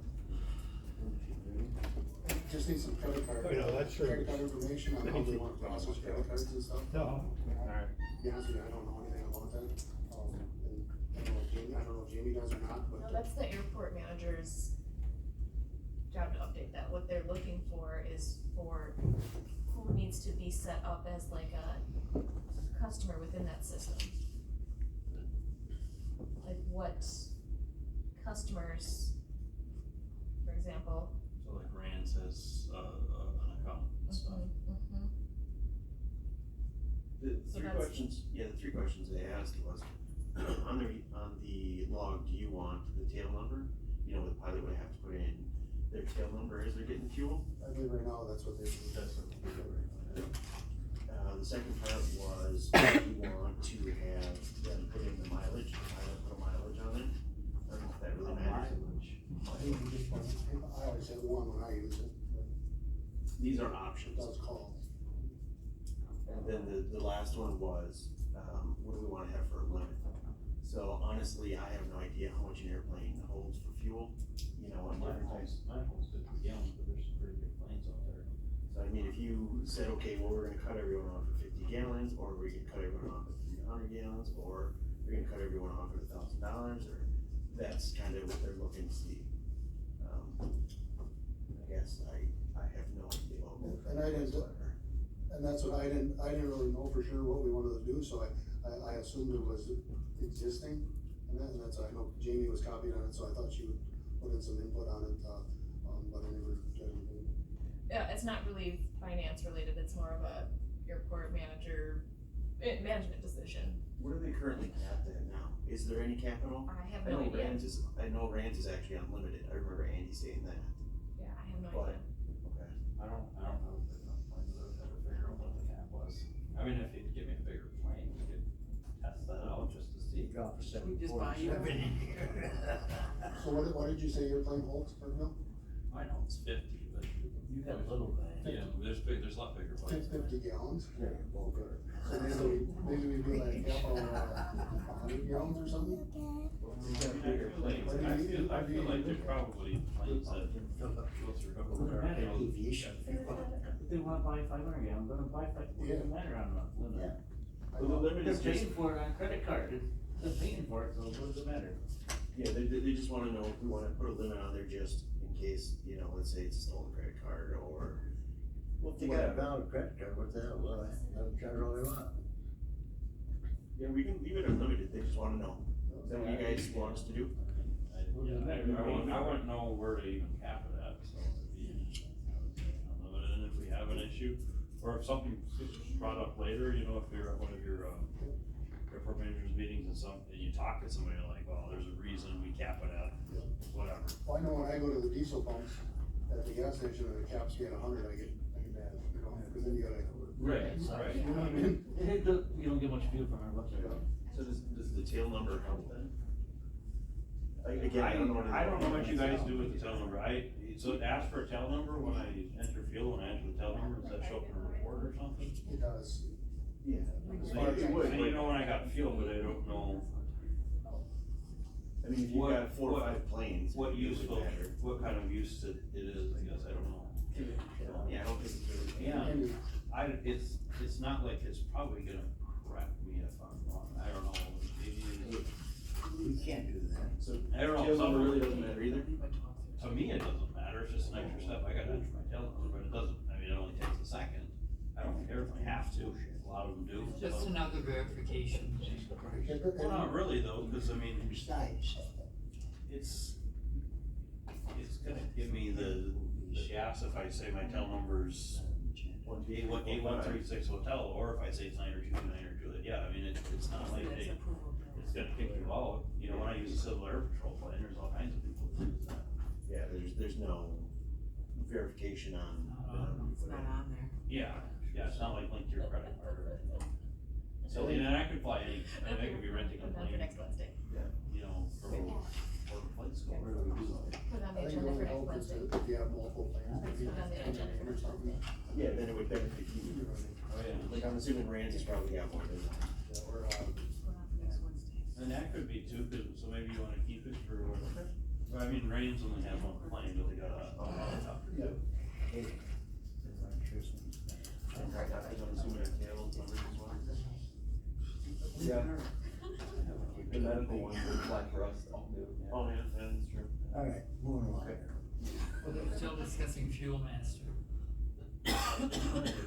Yeah. I think we got, I thought we beat that to death already. Alright. How about I don't know my tail number, it's the same as my license plate. Senior Youth Center accessibility proposal? Oh, Jeremy would like that removed from the agenda. What? Jeremy would like that removed from the agenda. Very good. Moving right along. Real quick. Wow. Now then, insurance, county cars. Oh, God. Poppy needed that. Okay, info. so- She tried calling. I sent you guys the reports, any questions? Okay, excellent. Oh, under insurance, I guess I could bring it up here. Charmaine just emailed there was a tree that fell on the swinging bridge at Trails End, so it is getting closed. I emailed her the claim form. We didn't buy a new one. No. Yeah, well, I don't think our coverage on that bridge is probably enough to replace it either, so, yeah, there'll be a claim filed on that, and we will have an update for you at next month's meeting. Just build a permanent one instead of a swinging bridge. Right, you could build that. Right, and I think that's where the big money come in, yeah. Alright. Maintenance and medical examiner ban. What's the deal with that, you know? I don't think we have a dollar amount on that, she was going to come today. Yeah, she's over the dollar amount, I think, and she was without air conditioning. She said she cannot, with 90-degree weather, she cannot go to the cities without air conditioning. Well, if she's carrying a body, she can. Right. So she had it fixed, and I'm not sure what the amount was, but it was over the. I don't think it was much more, but it It was a little bit over. Was it a compressor or something? something, I don't remember. Didn't she come in at finance and say something about that? Correct, or one or the other. They'll come up again in finance. In next week. Yeah, she didn't ask me to put anything on the agenda for that, but, I can, well, We only I got a can send that permit to you. here though. Some of, But what do we, Well, what, wait, why does it have to go to finance? it doesn't have to, does some it? maintenance of it? What? What's the amount? You don't care. Right? Okay. Then I'm sure it's already paid for, so what is it? Yeah, the highway, It's gotta be paid. highway did the services, so, it's not paid for, that's why I don't have a dollar amount, cause it hasn't been invoiced yet, but. We'll get So it really don't matter. It's fixed and it's gotta be paid. Well, we have for price of motion. So you made the motion. Is there a second? Where's the motion? To pay that. To pay To pay up to the, how much, there has to be a dollar amount. They already fixed it. But it has to be in the motion, up to whatever. Up to 2,000, to fix the air conditioner in that van. $2,000, good, okay. Any more discussion? All those in favor, aye. Opposed, motion carries. Salaries and maintenance. Well, that's our truck, one of the, summer help, backed into a pole and, we got an estimate on the back end and what the damage is in the front end, the insurance company totaled it, I think it was, $16,000 they'd give us for the truck. And then, with the deductible, and then $3,800 for salvage, the guy just come and picked it up yesterday. That truck was kind of a key truck that we used, cause there's a plow on it, so I had to take the 8-foot plow off it and all the wheel barrels already. And so we use that truck regularly during the winter time for plowing. I just wanted to make sure that money that we got from that, maintenance could use that to get a truck, that's we put plow on it. And I know I'm talking with other people who said, maybe highway or, forestry needs a truck worse than us. But, I was hoping to keep that money allotted so we can use it. Doesn't that go back in the pool? Yes. Yes. Perfect. Yeah, and I mean, I guess my question would be, there's how many maintenance staff, and we have 9 maintenance trucks on here, now 8 with the removal of that one. Are there maybe, if they really need a truck to replace that one, are there other ones that can be sold? Do we need that many vehicles in maintenance? Which ones did you have on there? So there's the 11 truck that just got totaled out, the F-150. Yep. The 03 Silverado, the 05 Silverado, actually, sorry, a couple of those were sold. The Dodge Ram, the 16. Yep, the Dodge Ram, we didn't find out until a few months ago that we could use that, all over the county. So that truck was just used at the airport. And there's still another truck out at the airport that's not on this list because it's not part of the fleet. There is the 2000 Ranger, the new Sierra, and they traded the animal shelter for a pickup truck or an Explorer that they previously had. So we do have, some half-ton truck, we're fine with trucks, it's just, Jerry, do you recommend putting that 8-foot plow on a half-ton truck? I would do it. I mean, I got one on mine at home, but I just bought my driveway. Yeah, is there one that, do we really need that Ranger? Could we sell that? Well, the Ranger's only got 70,000 miles on it, you're probably not gonna get much for it, and it's more of a benefit than to sell it, to keep it, because, Summer Help actually uses that, we use that at the fair, Char uses it from time to time to go out and do her work. I don't think you're gonna get much gain by selling that vehicle. That's that new one we just got. It's a two-wheel drive Ranger. That's the new one we just got last year. The Rangers. Which one put up on? It's got, Why didn't you have one then? how many plow trucks you got now? What's that? How many plow trucks you got now? Well, we have the dump truck, the 1-ton dump truck, that's got a boss plow on it.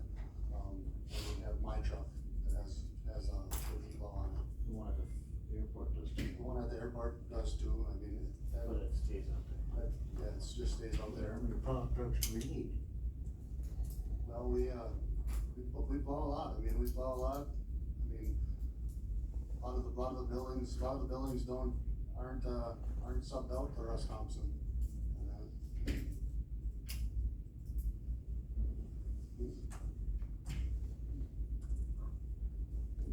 I'm hoping to get that loader at the airport, so we usually bring all our plow trucks out to the airport. And we use all the plow trucks, we use the big tractor out there with the snow blower, and the blade.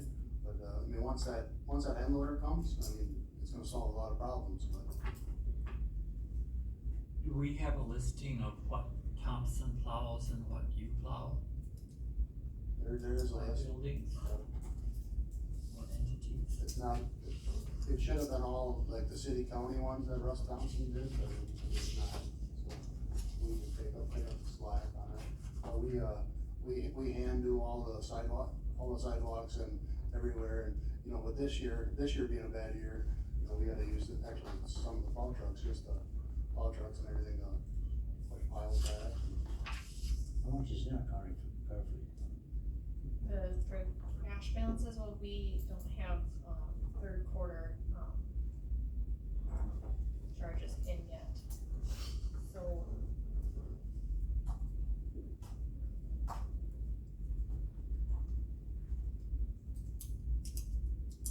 I think allocate cash. I guess my biggest thing is I have a plow now that's useless right now.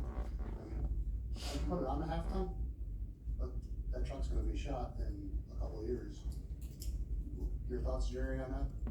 Because it's gonna get used and abused. Yeah.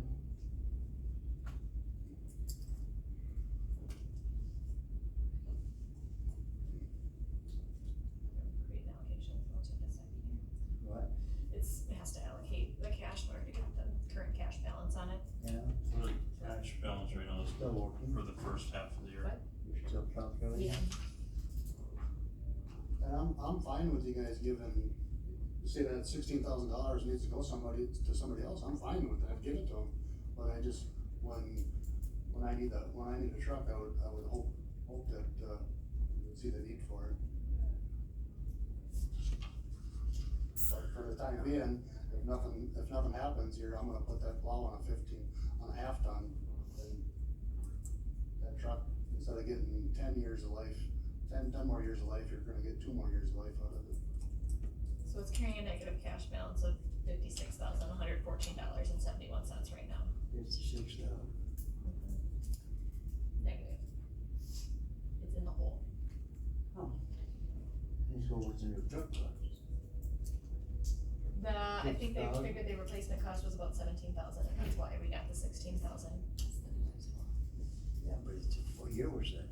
It was a I kinda wanted to keep the truck, I wanted to buy it back, I guess others said they didn't want it, cause I knew I could use it this year.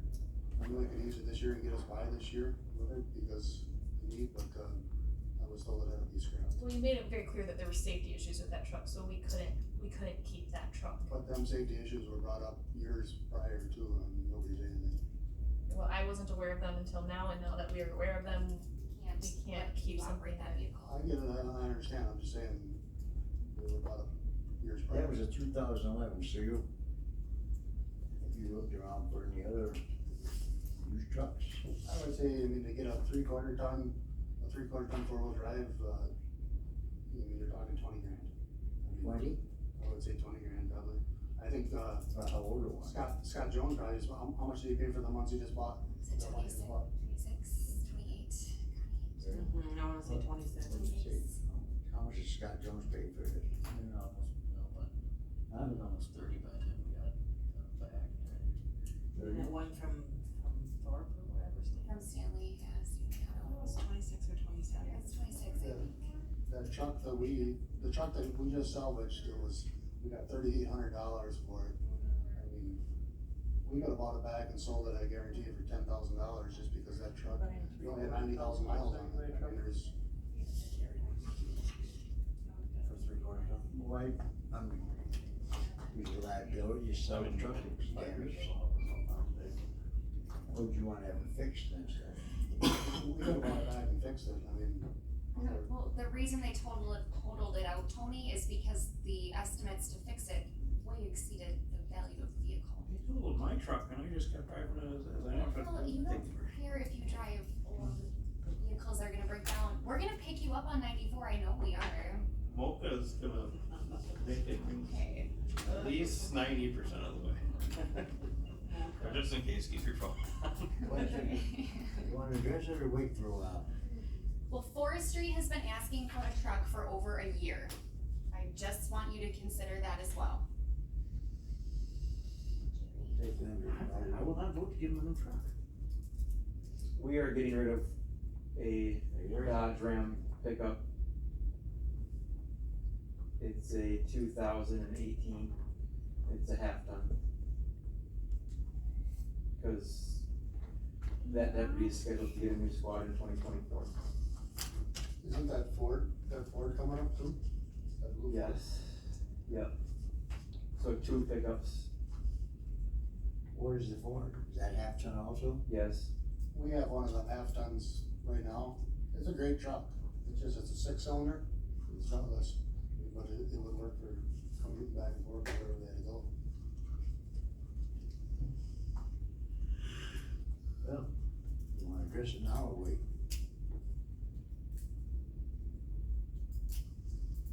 I'm We fine. don't have, we have prices on vehicles before we can address it. Well, I know, but you wanna go ahead and look for some or not? I'm fine with whatever you guys wanna do. I'm just telling you that I'm gonna put that 8-foot plow on a half-ton truck now. Get by and instead of getting 10 years of life out of it, you're getting 2 to 3 years of life out of it, depending on how hard the winters are. Alright, well, we'll just wait on it then. Alright, yeah, project update on the computers, program, service, whatever, Cody.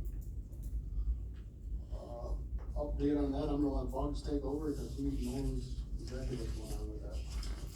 Okay. As far as the projects go, the servers, the SAN units, our cloud setup, the backups, which includes local, offsite, and cloud, they are all up and running. In regards to the DA move, that went real smoothly. Maintenance help was appreciated on that. As far as projects we still have active, are gonna be the switches, the internal fiber, and firewalls yet. Once those are done, then that large server project will be done. And that's kind of where we're at right now. Okay. What's the item, IT department head? IT department head, I put that on there, cause I had that on there, last month, and, I guess I'm just gonna leave it the way it is for now. And that, I'll still stay the department head. And then I work closely with Bugs, I mean, I consider him the department head yet, but, I just confer with him with stuff, none of his duties really have changed, I mean, and that, but, we'll leave it the way it is, I just wanted to let you know that, Rather than requesting to change, you're gonna request to leave as is. please leave it as is. Okay, you're good with that? So the date for the next meeting? Be truthful. Well, we already know. Yeah, 20th, yeah. Start about monthly. I guess we can set it 1 October, whenever. Then we can set that the next meeting, is that what you wanna do? No, set it now. What, October? Yeah, October meeting. Everybody's here. Over, 13th? Well, or are we going with the third one? We did third this time. Second was the 13th, the third is the 20th. We normally go the second. Yes, we went with the third for this one because we wanted to leave enough time for the bids. The October 13th, you said? Yeah, it's 13th is the Friday in October, second Friday. I will be gone, but. Friday the 13th. Friday 13th is good time, then we'll have a move. you hear if Bill's gonna be gone? Well, I leave that afternoon, but I'm gonna be tied up in the morning. Well, we'll be done by then. I'll be tied up in the morning with work so that I can.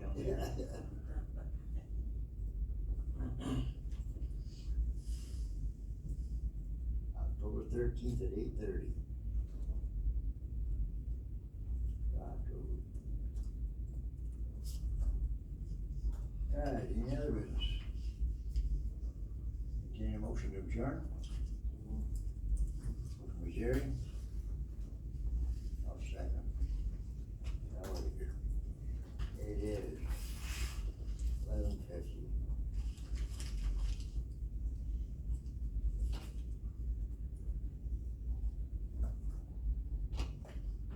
Drag out too long. So you're gonna put on the I'll see. agenda for. No, we can get on this meeting on one. the Yeah. 20th, Tuesday.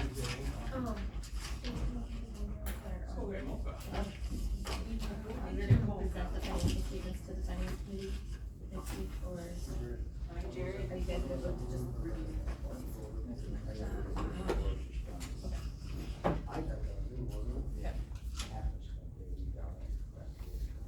Yeah, I mean, I sent you guys a report to be a portion.